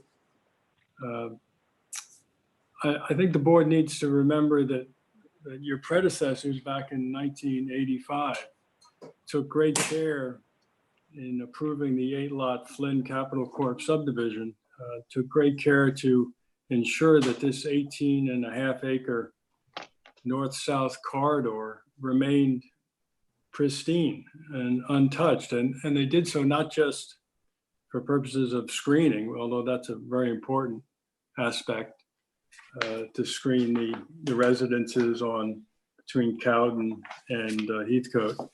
But it's also a biodiverse corridor. And because this 18.5 acre, originally it was labeled Lot 8 on the 1985 subdivision, because it was 18.5 acres and it subsequently got re-subdivided and cut up into smaller lots, I think you're now just focusing on the 2.666 acre parcel behind the applicant's home. And you're ignoring that this is just one part of a larger corridor that's critically both environmentally and for the protection and the aesthetics of my client's home and others that border this corridor. So Mr. Rodriguez certainly approves of the red lines extending the side lot lines of the front parcel where the applicant's home is, and extend those sidelines to the rear of this larger parcel. But to give free hand to the applicant or some future owner of the applicant's property, because once you do this, you do it forever, to give free hand to have any kind of tree cutting or clearing or land disturbance anywhere within the white area on the rear of Lot 7, I think is irresponsible. I think your board will regret that decision for years to come. So we would ask you to rethink leaving the white as a free zone and restrict it within the red lines. And then that's an important aspect to my clients. And because of the location of their septic system, it's going to force them to put a pool basically almost behind the properties to the right and left, of which Mr. Rodriguez is one of them. And also it's going to put their pool in the backyard virtually of the properties on the, I'm sorry, I forgot the name of it, on Cowden Lane. Yeah. So that's a problem because of their septic location. The other problem, and I think the chairman points out properly earlier on tonight, that this is essentially a flag lot and carries all of the impacts, the negative impacts of a flag lot. In fact, it's worse. It's kind of like a double flag lot, a T flag lot. So I think the board should not unduly restrict the applicant, but remember what this Lot 7 was part of a larger corridor. And once it got chopped up, it seems like its purpose has been lost over the years since 1985. And we would like to remind the board why your predecessors who sat on the board in 1985 took such great care to preserve 18.5 open acres. But they, if I could suggest, it looks like they didn't preserve it because it's privately owned land and there are no development. Are there any development? There are, I guess, in their codicils that attach to the property. I'm confused about that. But Yeah. there are no restrictions with respect to the subdivisions design within the town. I mean, this whole corridor could have been designated a conservation area. There are lots of things that the original developers and the original planning board could have done to actually preserve this property, but it seems like none of those things were done. Well, Maybe the intent are not sufficient enough so that they're useful to us in our decision. That's a great point. This is Eldad. It kind of raises the question, I think was touched on earlier by the landscape architect, that absent this merger, right? it's just as the tax lots stand today, the Bachkowskis own lot 7. And are there any restrictions? I understand there's the zoning buffer line, but are there any restrictions that would prevent them from clearing this entire property? Yes. The tree ordinance would prevent that. And the tree ordinance, as someone echoed before, not only would it prevent them from clearing it necessarily without an application, is also a replanting program as well. So there would have to be some sort of reason for clearing the trees, and whatever board would be assigned the jurisdiction for that permit would have to consider whether those were valid. But in addition, it would be a replanting requirement as well. Or to pay into that fund, strict. correct? No. The fund, don't confuse that. The fund is really like a last recourse. I think Tom really, in terms of how we normally deal with this, we really are quite aggressive, and I trust that the other boards and folks who have jurisdiction over this, that's not a simple alternative just to pay instead of replanting. We're quite rigorous in making certain that we try to get the number of DBL replacement required in the code on that site. And it's only if the applicants can show within reason the impossibility or the unsustainability of planting too heavily do they really have the option then to go for the tree bank. Okay, so it's something that there would be a reason why you'd be taking down the trees just per se. Maybe bad health, maybe dangerous, but they would still be required to do some sort of replacement. Okay, but that's in place today and will be in place tomorrow, subdivision or not? Yeah, Correct. as Right? things go, they tend to get more intense in the details and harder for people to deal with it. So the rules don't get lighter, they get heavier. Well, Bob makes a good point. I don't think that we are as rigorous as we could be with this. However, if an applicant makes a point like, well, gee whiz, I need a lawn for my children to play on, and it's my right to do that, and I need to take these trees out in order to do that. I don't,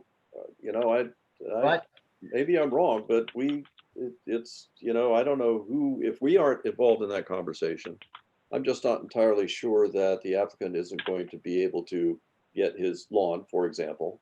I'm not talking about this particular applicant, I'm just talking about in general. And that there will be accommodation for that, which may include not replacing trees on the property, but putting money into the tree bank. And I mean, those things happen, and they do. And I think that needs to be brought into consideration. What I'm about to suggest here is something different, though, because and I remember the first time we saw this, I had gone on Google Earth and I had looked at the property in its context to this broad swath of woods, which are between Cowden Lane and Heathcote, between these two subdivisions, which looked like it was maybe intentional, maybe it was just sort of left over because they couldn't get the geometries right. But nonetheless, it's like, I think it's about 20 acres of woods here. And 20 acres of woods is a significant amount of woodland in our community. And we're looking at this now in isolation of that condition. And there are these other properties that make up this woodland that are going to be coming before us one day, or maybe not, before future boards. And I wonder if maybe we're not looking at this in the proper context. There's so many questions that are being brought up, which are legitimate questions about it. It's hard for me to really understand personally what to do here tonight with it. I wonder if maybe we need to hold this over, and we need to find some way to address the bigger questions that are being asked here. Well, The chairman is left. I do think that one of the things that I didn't learn, but I was reminded in following the last meeting, is that a lot of this area was agricultural. And so it was being used, the woods are actually, there are a lot of trees there, but they're relatively young woods because it was agricultural for a long period of time. And so it was one owner, and then the O'Neills, who owned it prior to Tavalachi, owned it for, I don't know how long, 80 years or so. So it was just one owner that owned this portion of it. But I know that you're saying that it's part of a larger, a larger component.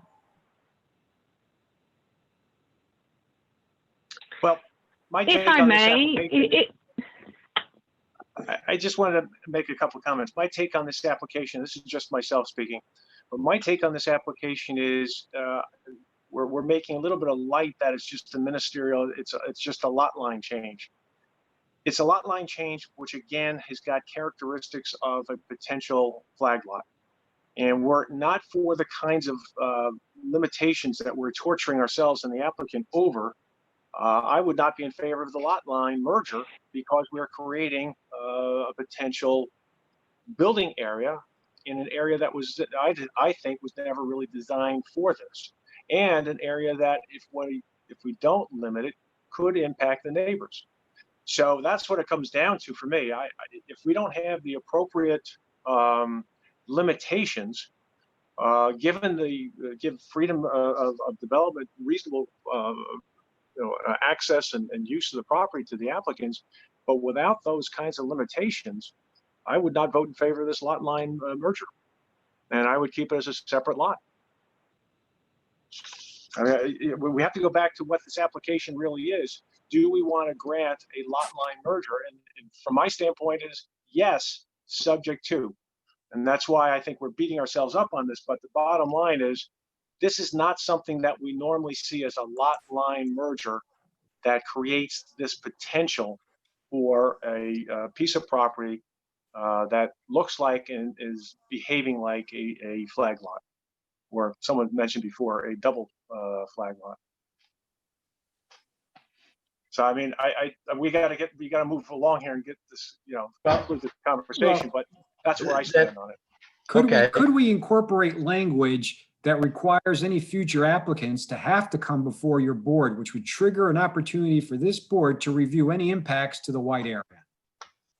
And right now, honoring the pink and maybe the green as no disturbance at all. But if someone should wish to make an application and review it, that they would be required to come back before the board to go into any of the areas to the north and south. It would give some control back to the board.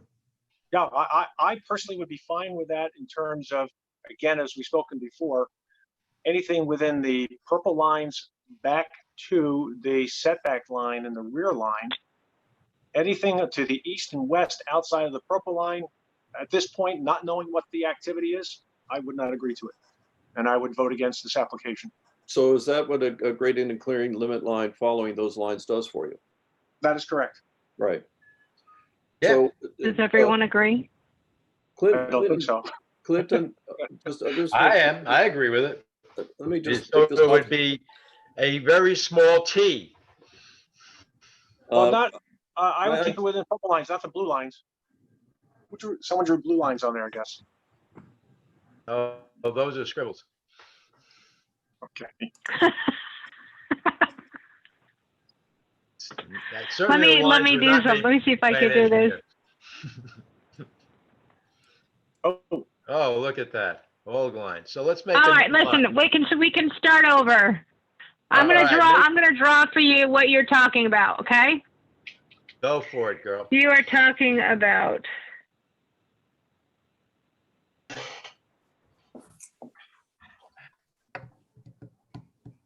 that's your clearing and grading limit line. Straighter, not as crooked, but in general. What kind of straight line? No, I don't agree with that. I don't either. Do you want to? Then why don't you draw your lines? Oh, I'm sorry. Let me wait. Put your purple lines back. Yeah. Okay, let me do this again. Wait a minute. Purple lines in.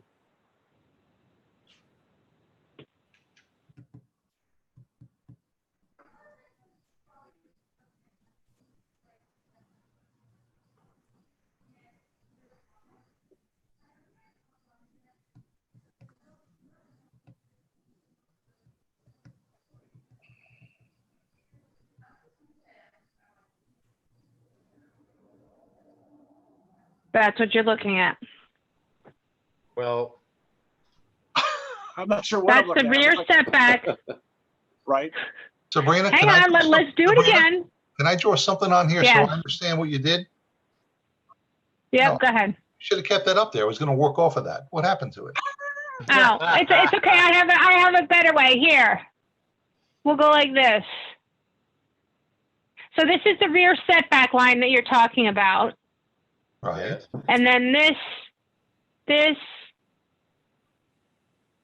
the western property line. Right. Here is the eastern property line. Sabrina, so you guys want to make this the clearing and grading? No. This is the pink- clearing and grading, the pink white. Here. The pink is left on, but you have to catch the, let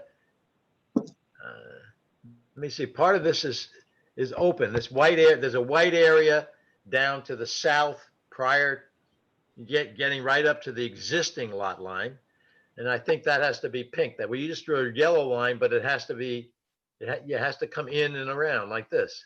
Yeah, I know you can't see what I'm doing, but. But you're drawing yellow. That was Dick. me. I just drew that. I drew Okay. the. You Bob, drew that? Bob, Yes, Bob, what you just drew in yellow is the limits of clearing and grading would and think. disturbance. That's what I no, thought. Yes. I think it has to be smaller in that you take your yellow line coming down, Bob, and instead of going to the existing property line, make a turn to the left. On the setback line? Yeah, on the On setback setback? line. Yeah, Okay. on No, both that's going to sides. limit a lot of the area. That's going to make. Yeah. How far in you want to go, Dick? Just Just to go- follow the, the zoning line, the 35-foot there? setback. And then here. Then down to here, and then This across is, here. this is what they're talking about. Right? Right. Is that Right. what you're Yeah. talking That's it. about? There you go. That's it. That's it. We got to come back to the property line up here. Yeah. You can, He went down a little bit too far. He went into the septic. I yeah. was being Yeah, but diagrammatic. that's the idea, but I don't think you have to have the L's myself, but I leave that to others. all right, so I'm with We would that. have to Now, maybe at not this take that point, that you're part out. listening to This is everybody's very, very views. nice. I would say this is a reasonable thing to do, and still, we would have the thing, if you're gonna cut down trees, you're gonna have to come and see us. Or see the ERB, and we'll go from there. But that gives some reasonable space, and then if that doesn't, it's a tentative line. It can be questioned later with very good reasons why something else has to happen. Or should be allowed to happen. So right now, in those multiple acres, there are no restrictions, and you're proposing a relatively strict limit of clearing and disturbance. I think your statement's incorrect. There are severe limitations. You can't do anything on that lot in terms of building a structure. It's not a building lot. Well, we're So not you can't looking, do anything. we're not looking to circumvent that. It just sounds like you want to sort of highlight multiple acres as sort of extra review or extra restriction beyond the tree preservation. Correct. Yes, Yes, yes, correct. Yes, So absolutely. because otherwise it looks like a, you're trying to do development behind someone else's house. It's not fair. and again, the applicant could choose to not merge the lots and simply submit a tree plan without this 3 or it's hard to figure out how many acres this is. 2 acres of 2.66. No, I'm trying to figure out how much area you're basically It looks like, to me, it looks like maybe it's, acre and a half. no, probably an acre. If the bottom existing lot is an acre, then this other one is close to an acre 3/4. or less. Unless I'm mistaken, yes, you could do that. It might be the rational thing to do in this eventuality, but I think that the consequences of that might be if that lot line is not removed, joining the two lots, then you're dealing with a setback line all the way across that lot line. And if you want to put certain improvements that otherwise would be not allowed within that setback, you would have to go before the ZBA, I think, in order to get their approval. And that would be another step in the process, and you would make your argument to them. You understand what I was trying to point out? I don't see how that works. But, How, what works? well, you're saying if the lot line approval does not go forward, then they, because they own the property, can go in and do something else. But it's going to be a very small window then, because they have 50 feet here. At the bottom of this T, the small T, you chop off the bottom of the stem of the T. Right. And that's a setback.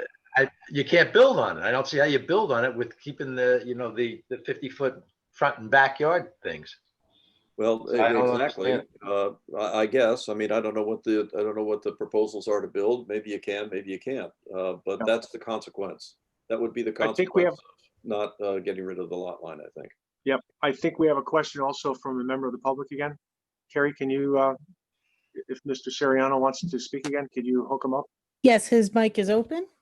Okay. Yes, I just want the board to note that Sabrina gave you a memo dated November 30th of 2016, when the developer was seeking to do pretty much the same lot line.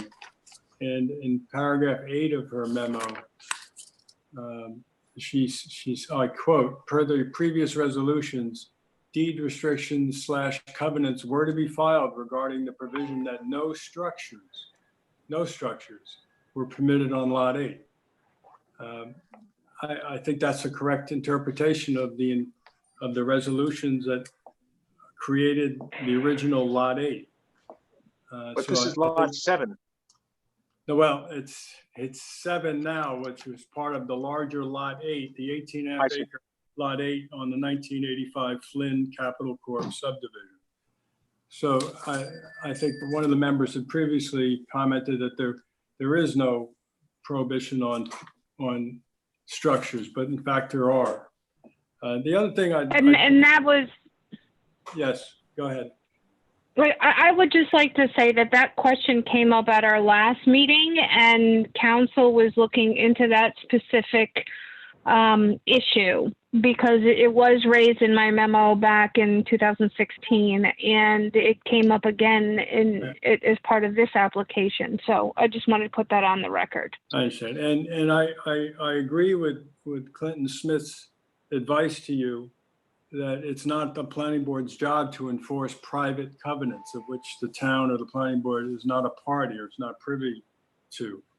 However, which means that the only thing the board should be focusing on is the limits of disturbance of what can happen on this lot 7 once you approve a merger.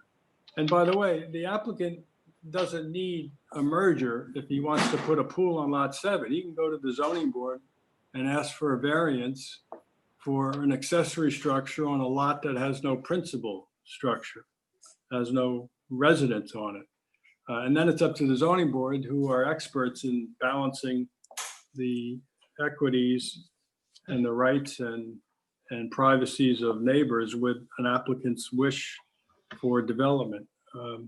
So it's not as if you have to grant this lot line change without imposing reasonable restrictions. And I believe the yellow line, it's the color it shows up on my screen, is a reasonable area for a limit of disturbance.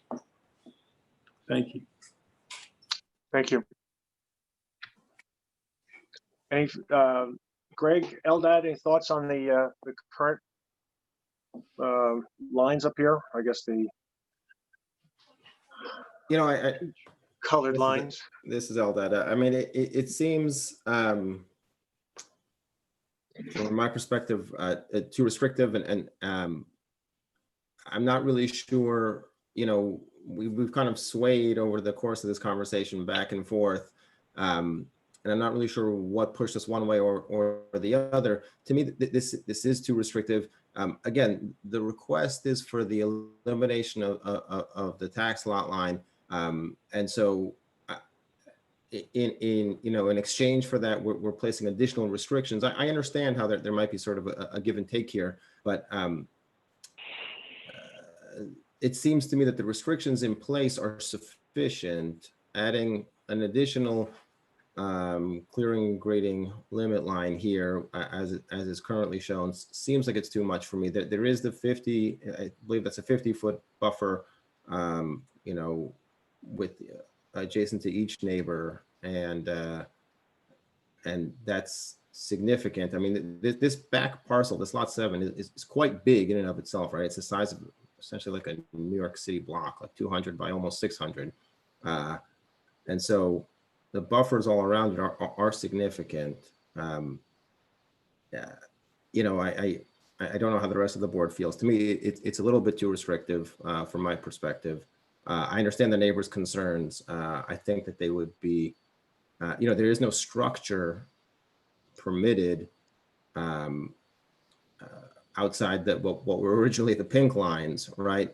Those are our lines. Yeah. Yeah, no, Those are our lines. all right, but I think that's something that we're all supportive of, I believe, and so it's really what we're asking. The question is clearing and really the question of trees beyond what is this yellow orange line to where the green zoning setback line is. Eldad, the lines that I think you are saying are buffer lines, those are rear yard setback lines. They aren't landscape buffer lines. Right, it's zoning setback lines. Right, so inside that line, you can go ahead, unless there are further restrictions, you can pretty much go ahead and clear. And I think that's why we're drawing this yellow line. And maybe I think you're saying the yellow line's way too restrictive, but the that dashed line is right now not a, as the code exists, is not a clearing and grading limit line. They can clear beyond that, so it's not a buffer line. Yeah. Right. I understand your position, and it is restrictive, but I'm not going to use the word tentative because we would put it in the resolution and put it on the plat. But it is, of course, subject to a permit from the applicant at any time in the future, or future applicants, future owners. And then, of course, that would be considered by the board, and different strategies could be looked at in terms of what it is that might be the application. So I think it's, I certainly understand your position, and I was swayed at one point that it was a little bit too tight, but really, I think to open it up broadly without having a relook at this, if an application is ever filed, is what persuades me to think that these are appropriate lines. We have I agree, Bob, and we have an obligation beyond, as we all know, beyond this particular property. We have an obligation to the adjacent property owners. We have an obligation to the neighborhood. We have an obligation to the town. And one of the things that Clinton pointed out was that technically his interpretation legally is that this is not a re-subdivision. That may be true, and I'm not going to dispute that. But in essence, it actually is. In effect, it actually is. And it begins to lead, because it changes the size and configuration of a piece of property within a subdivision. It's a re-subdivision. And what it does is it changes the character of the neighborhood as a result of this. And it sort of opens the door to re-subdivision further down the road, literally down Heathcote Drive, for the property owners who have a like condition. And I wonder if we are opening the door to a subdivision plan that in effect happens over time, that we wouldn't necessarily support if we were to look at it and to take it all in as a consequence of the action we're making today. And so that's why I'm sort of concerned about doing this in isolation, because I believe it is opening the door to a further re-subdivision of this subdivision. Well- And the consequences of that is something that we, maybe should be concerned about. If we're saying that this yellow-orange line here is where we're willing to go today, I'm comfortable with that. But beyond that, I think that we ought to hold off and look at it in a larger context.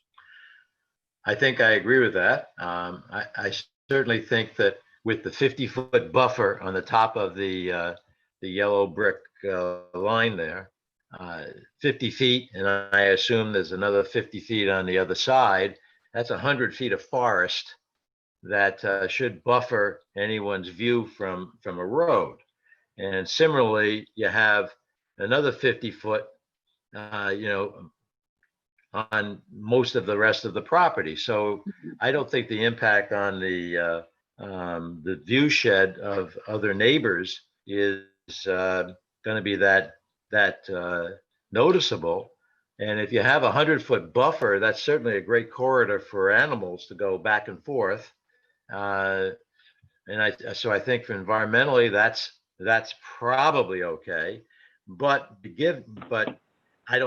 I think that this is the size that we should be going forward at this point in time. And as the chairman said, if somebody wants to submit an application to try and change it, well, then we can all sit down and discuss it and see what the plans are. So I think we should go with this. Richard, can I say one thing? That actually front yard setback between the two properties, that's actually 60 feet. So you got 60 feet and 50 feet. 60 feet and 50 feet. Well, you have, okay, on the south side, you have 60. Is that what you're saying? On the east side, you have 60 right there, right where Where's the arrow? Oh, there's the north arrow over here. So the east side, yes, 60 feet. I see the arrow. 60 and 50. The name is covering up the arrow. My goodness. I think that's an interesting point. I think it also supports Tom's observation that it actually operates as a re-subdivision because we're using, setbacks for a front yard setback for that rear lot. Mhm. Again, look, we're not going to call it a flag lot, but boy, it sure looks and smells like one. Well, but the part we're working with is not a flag lot. It's just an Correct. extension. Correct. Greg, where are you on this? Just if I could make one comment, given that it Sure. is just an extension, would it be fair to go back to the purple lines that are just straight back from the front lot as opposed to making that little T? Well, the issue there is that these are setbacks already, zoning setbacks. So I don't really have a problem with it, but it is a zoning setback. So maybe that is an issue. Again, it Right, could from be a zoning something that you have an perspective. application we could certainly look at, and perhaps the zoning board would have to get involved. Well, I have a problem with it in that I like the way this is set up because for the owners of property on either side, it's more of a buffer into whatever might occur there, even if it's just mowing the grass and making, a place to run around and kick a soccer ball. But this So area, I don't these really areas want to here- change this. Those areas that are shown here allow for additional screening if we needed it. So to On each side. answer, Well, yeah, but that's why I want to have it that way, so that it's the only place you can open it up is within the the T, this shrunken T that we have now.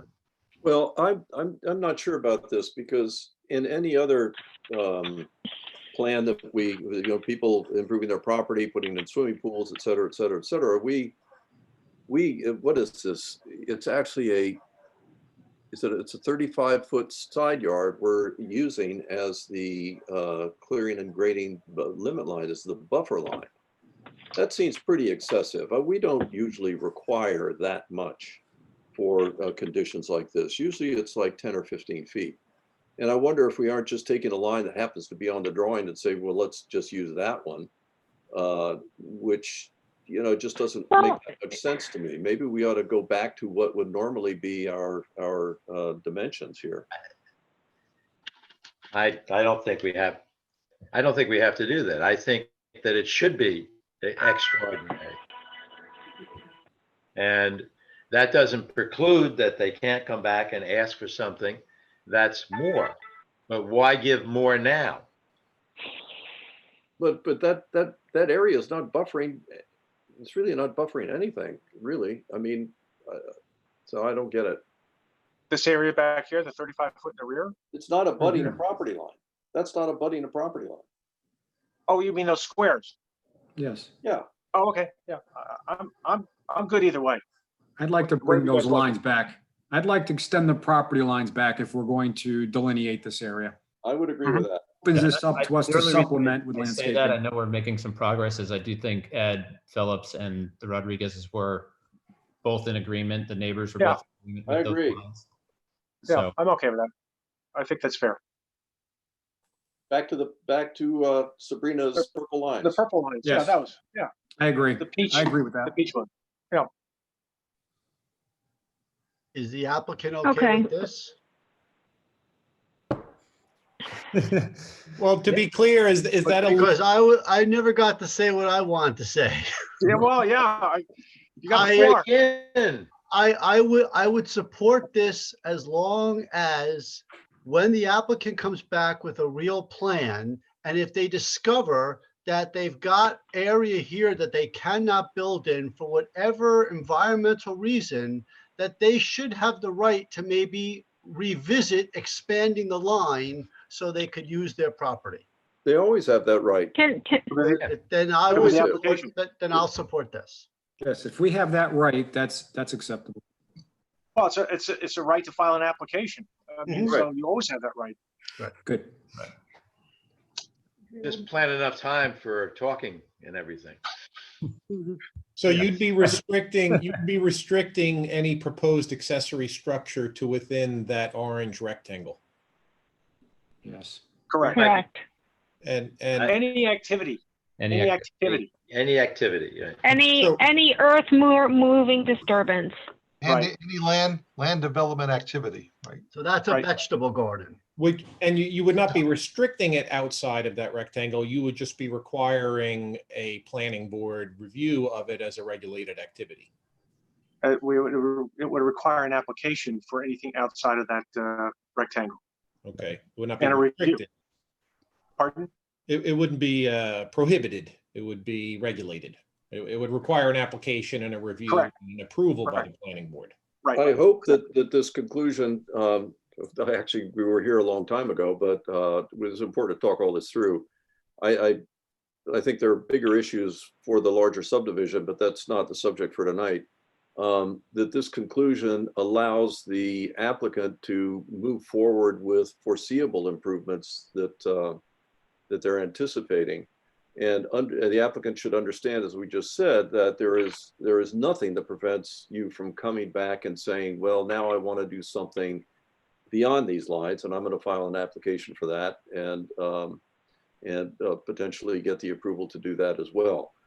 I hope that this gives you a chance to go ahead and move forward with what you want to do. Yeah, I think this is. If I may suggest some, go ahead. Go ahead, Sabrina. Sorry. I was just going to say, I did edit the resolution as you were speaking, and if you'd like me to go through those changes, I am happy to do that. Well, what I think we should do, I think we have, well, maybe we should take a vote on this, but I think we have a sense of the majority of the board for this. I would like to see the language so we can just put this over for the adoption of the final language of the resolution for the next time. I mean, it's going to be approved, but just make sure we get the language straight. Does that make sense? Because Well, I would ask to do more than, just the language, Bob. I would ask that we get a plan that has this line drawn Correct. on it. Yeah, I think that Bob asked for that. I think that that's important. I agree with Bob and Sabrina. Yeah, I said a while back, right? Makes sense. You Okay. need the map. It's nice in a resolution, but if you don't have a good map to look at for enforcement, it gets difficult. Could it be a condition of the final plat to include that line? Sure. Similar ones have done that way. It's up to the board, Mhm. but they've done them that way in the past. I think that if you could just give us a map with the line on it, I think we could condition the plat to be surveyed and put on there as part Yes. of a condition. Bob, Okay. do you agree with that? Yeah, it doesn't have to be surveyed. It's just the mathematical line you're drawing on it from the property lines, but it should be Right. shown on the plat nonetheless. Yeah. I agree with So that. we could turn it into a two-phase, just something that shows the line other than what's on the screen now on a map, and then we can condition it to be formalized. Right, when I review the plat, I'll make certain it's on there. Okay.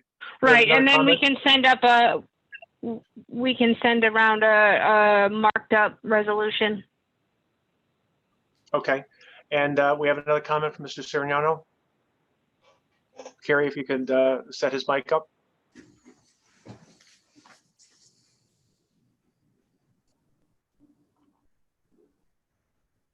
Are we set?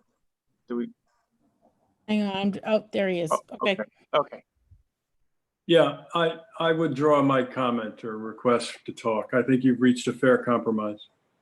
Okay. Very good. I'll ask if there are any other comments from the public. I guess I'll give you a few moments. I see that Mr. Phillips is okay with these yellow lines and happy to work with Joe on anything else he needs. So is there a motion then to close the public hearing? So moved. Second, Second. all in favor? Aye. Aye. Aye. Any opposed? Okay, motion's carried. Is there a motion to instruct staff to rework the resolution based on the conversations we've had this evening and then have it ready for approval at our next meeting so that the applicant can be done and finished? By the way, Clinton, do we have to, at this point, waive jurisdiction if we're so inclined? Is this the time that we would do that? I don't know why we're waiving jurisdiction if we want to keep jurisdiction forever on this. When you waive jurisdiction, that is for what purpose? Normally, it's to speed things up and not go through a public hearing. You've just had a public hearing, so We for pretty much exhausted that one. yeah, so no, you don't need to deny, you can do it in the resolution. Okay. Okay, not so sure we will anyway, so we'll see what the resolution says and we'll work with it. And again, we'll try to get the draft resolution to the applicant for their review. We do not want to impose something that they feel is completely unfair and irresponsible. So we always work with applicants on these. Okay. And so we'll see. When do we meet again? June 17th. 17th. Okay. Yeah, right. No need to attend if you, unless you really are gluttons for punishment, but we should be able to handle the resolution without much controversy, and we're done in terms of the public conversation. Okay, Okay, great, thank you. Sorry Thank for you the very length of much. the discussion, but I thought it was worthwhile. Okay, we move now to our next item. This is a request for an extension of approval, 767 King Street, LLC, Chiselhurst subdivision lot number 6. No, it's not Citron. A request for an extension approval, site development plan, 767 King Street. Any issues, problems with this particular extension request? Mr. Chairman, Yes, sir. I'm leaving. This, You're you've lucky. exhausted me. Do I'm you want a turning motion? over- Pardon You me? can't leave without a motion. Jennifer, where are you? The tag team. Please let him go. It's tougher Bye, than Clinton. So long, everyone. Hi, Have a Clinton. good evening. Thank you. Thank you. Good night. Good evening, Jennifer. Hi, how are you? Okay. Tired. It's been quite a night. Yes. Bob, Sabrina, anyone, any objections, problems with the request for the extension on 767 King Street? I don't have any. Nope. Okay. Is there a motion to grant the extension that the applicant has requested? Motion. Second, Second. all in favor? Aye. Aye. Aye. Any opposed? Not hearing any, motion's carried. We have another extension. This is the extension for Citron, which I believe is on Westwood Drive. This is the development, I think it's steep slopes and trees. I don't know what else was involved. It's a late entry, but I think I think Sabrina sent around the letter, or Alicia sent around the letter for the extension. And again, are there any Alicia did. problems from the standpoint of the staff? I have No. no question. No, still just We- progressing just out of along on this?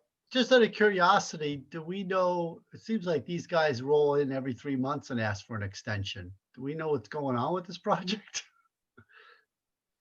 I mean, they didn't even, in your letter, they didn't even say why. They just said we need an extension. Yeah, Is for a that year. Citron? Is that Citron? Yeah. Yeah, for a Yes. year. Yeah, well, I mean, from my level, they were submitting some things as far as what was needed for the planning board, but then it just kind of leveled off a bit, and I haven't been getting much information of late. Okay. You know, as far as the Curious. planning board resolution conditions. I mean, we always have the option to deny the extension, but be prepared to have to reopen the application and look at this again. Oh, I'm not looking to deny. I was just asking if we knew why they keep delaying. At no additional pay, by the way.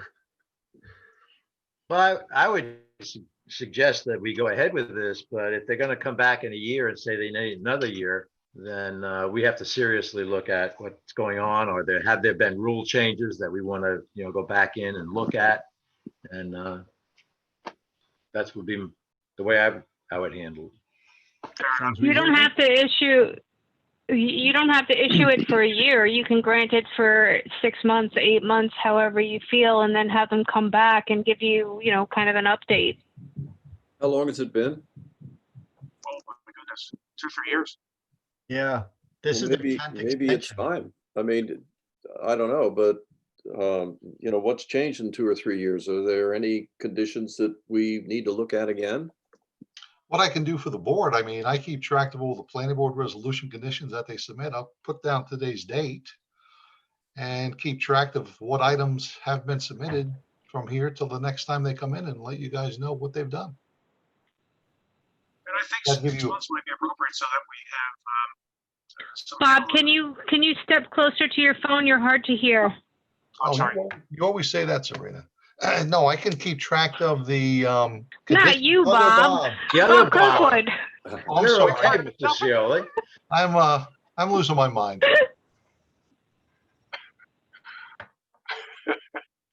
Okay. So we'll try a 6-month extension. Does that sound fair?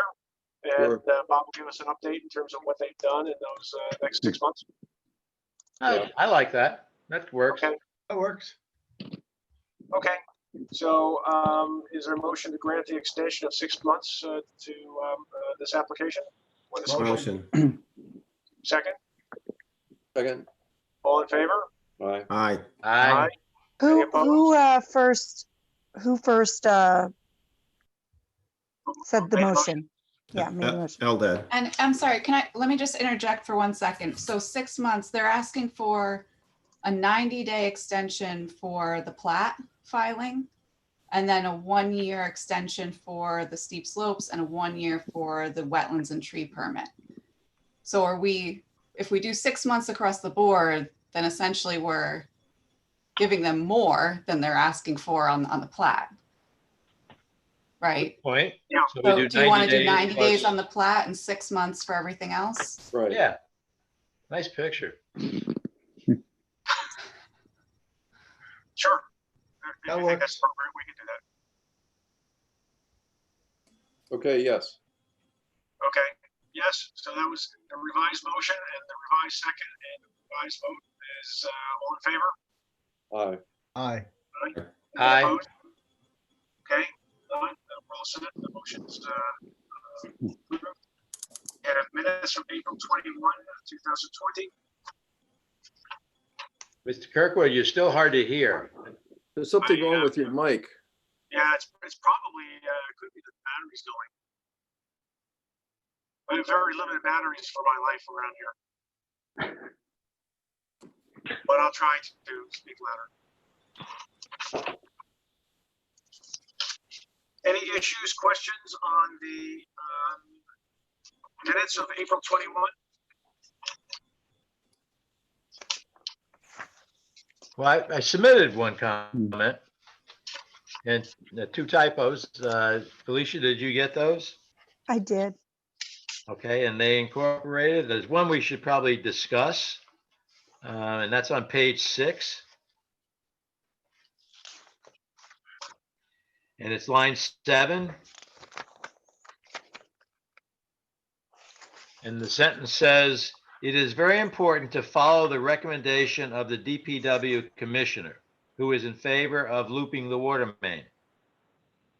I think it's very important to consider it, not to follow it. Good change. Okay? Yep. Because you can see why. Okay. Anyone else, anything? If not, is there a motion to approve the minutes of April 21? So moved. Second, Second. all in favor? Aye. Aye. Aye. Opposed? No, okay.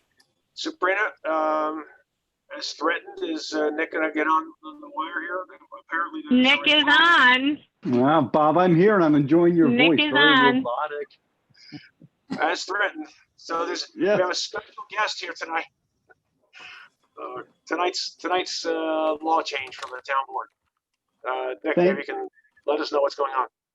Absolutely. Thank you, Bob. So tonight, the town board introduced a local law and referred it to the county and the planning board and set a public hearing for June 16th. The intent of the local law is to suspend zoning laws so as to permit outdoor business area permits to be issued by the town building inspector for outdoor uses of public and private areas to allow retail businesses, gyms, restaurants, and professional services, personal services like haircuts and nail salons, to have increased their retail space in light of COVID-19.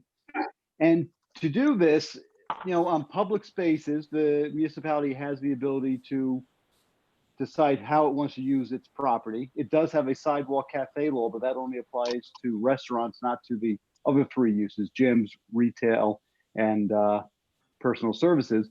But there's also the potential for businesses to want to relocate some of their indoor activities to outdoors on private property.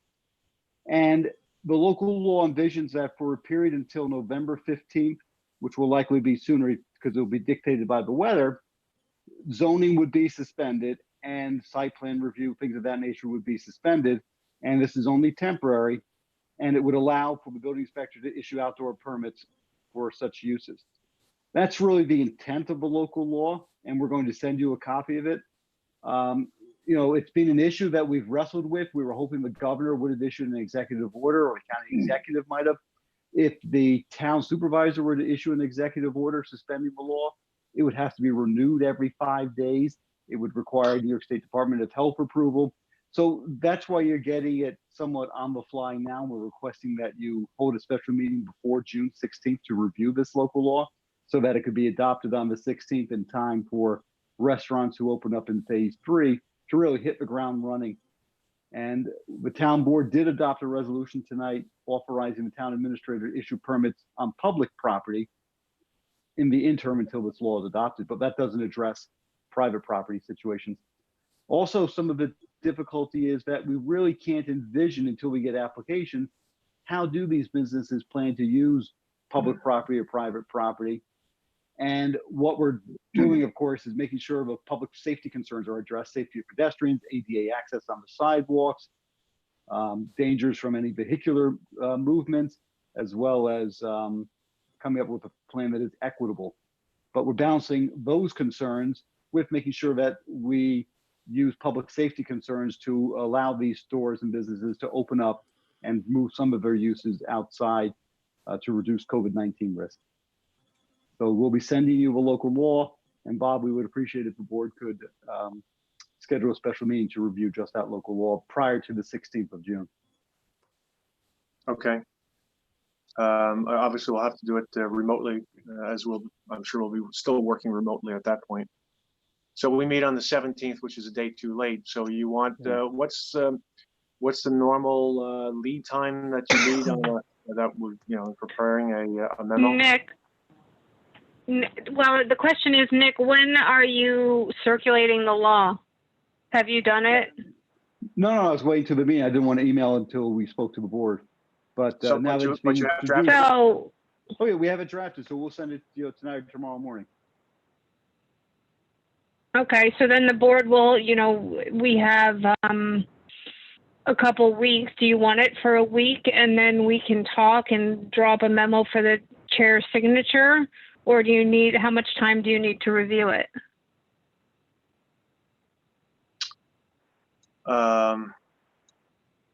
What's everyone's calendar and schedule look like?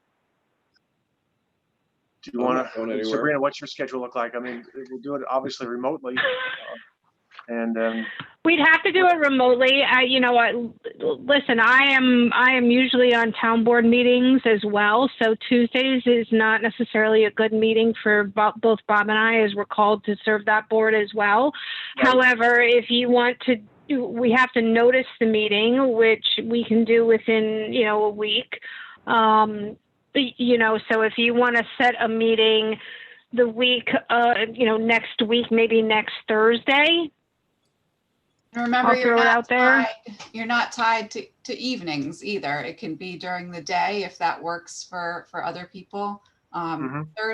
Tuesday and Thursday of next week, I do have other meetings. If in the evening. Matters. In the evening, yeah, I have other planning board meetings.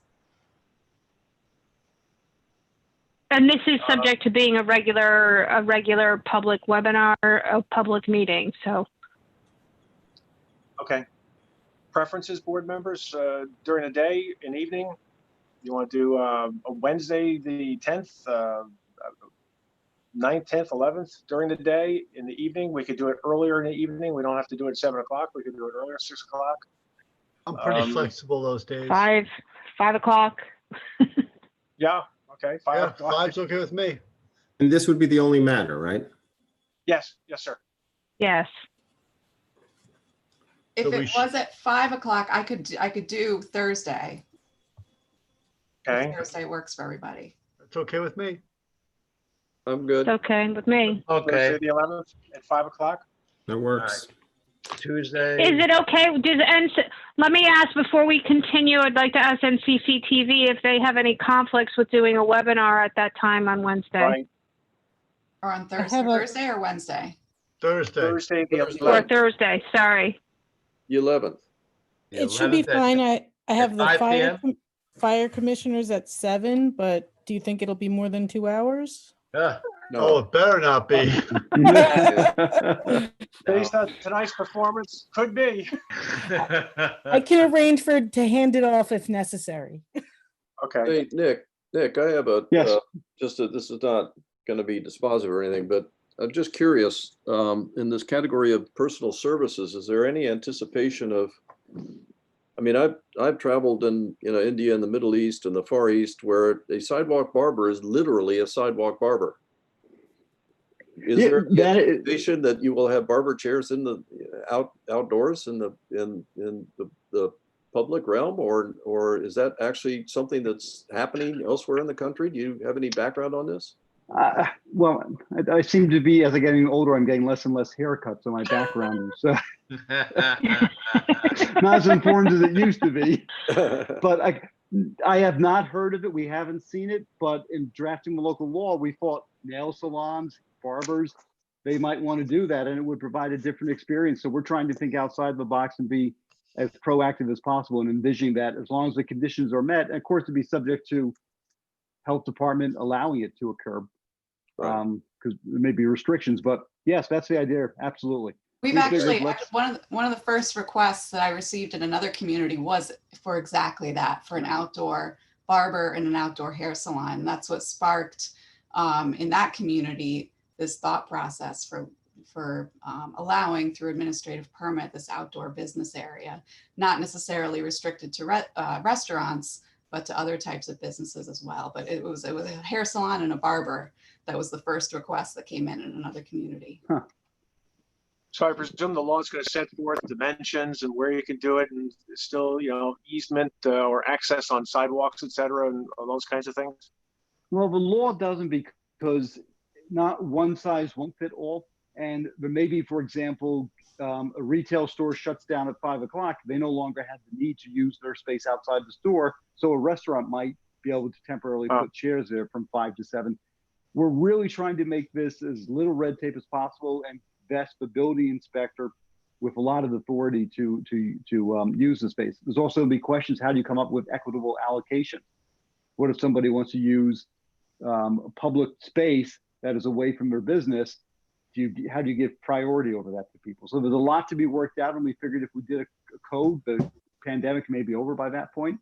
So we want to vest authority with the building inspector, and the building inspector has to coordinate with the town staff, the police, the engineer, planner, fire department, and that's how we're trying to address it.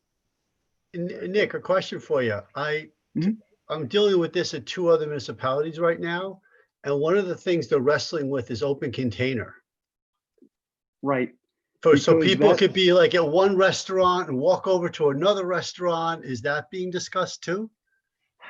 It's not to the extent of, we're hoping the SLA will address that issue through an executive order, because the SLA license they receive would have to be modified to allow service of alcohol outside and off premises. Right.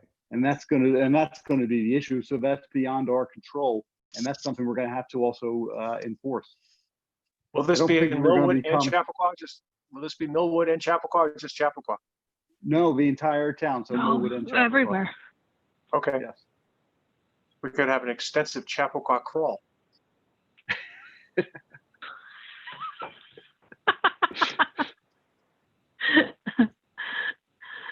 Oh, we lost Nick. Okay. No. I got a little notes. My battery was dying. Yep. Okay. Well, we'll look forward to the law. Yeah, and then we'll meet then Sabrina, on June 11th. I sent you great. Sabrina and Jennifer, I sent you the law. If you could First forward it, just great. It will Thank be you, forwarded everybody. first thing tomorrow. Great. Thanks, Nick. Thanks, Nick. Okay. Anyone Good night. else? Anything? Thank you, Nick. Thank you, Sabrina. I know you sent over the code information on the scope. I don't know if there's any question or comment on that. The scope about the downtown. Yep. So thank you. Yep. Thank you for forwarding that. Any thoughts, questions on that, by Sure. the way? If not, I don't need to extend the meeting any longer. Yeah, no record tonight. Yeah. No. Oh, that was a record, the first one. It's just like old times. Anyway, good. Is there a motion then to close tonight's meeting? Motion to close tonight's meeting. Okay. Second? Second. All in favor? Aye. Aye. No opposition? Okay, we're all set. We'll see you in a week or so. Good night. Okay, good night. Night, everyone.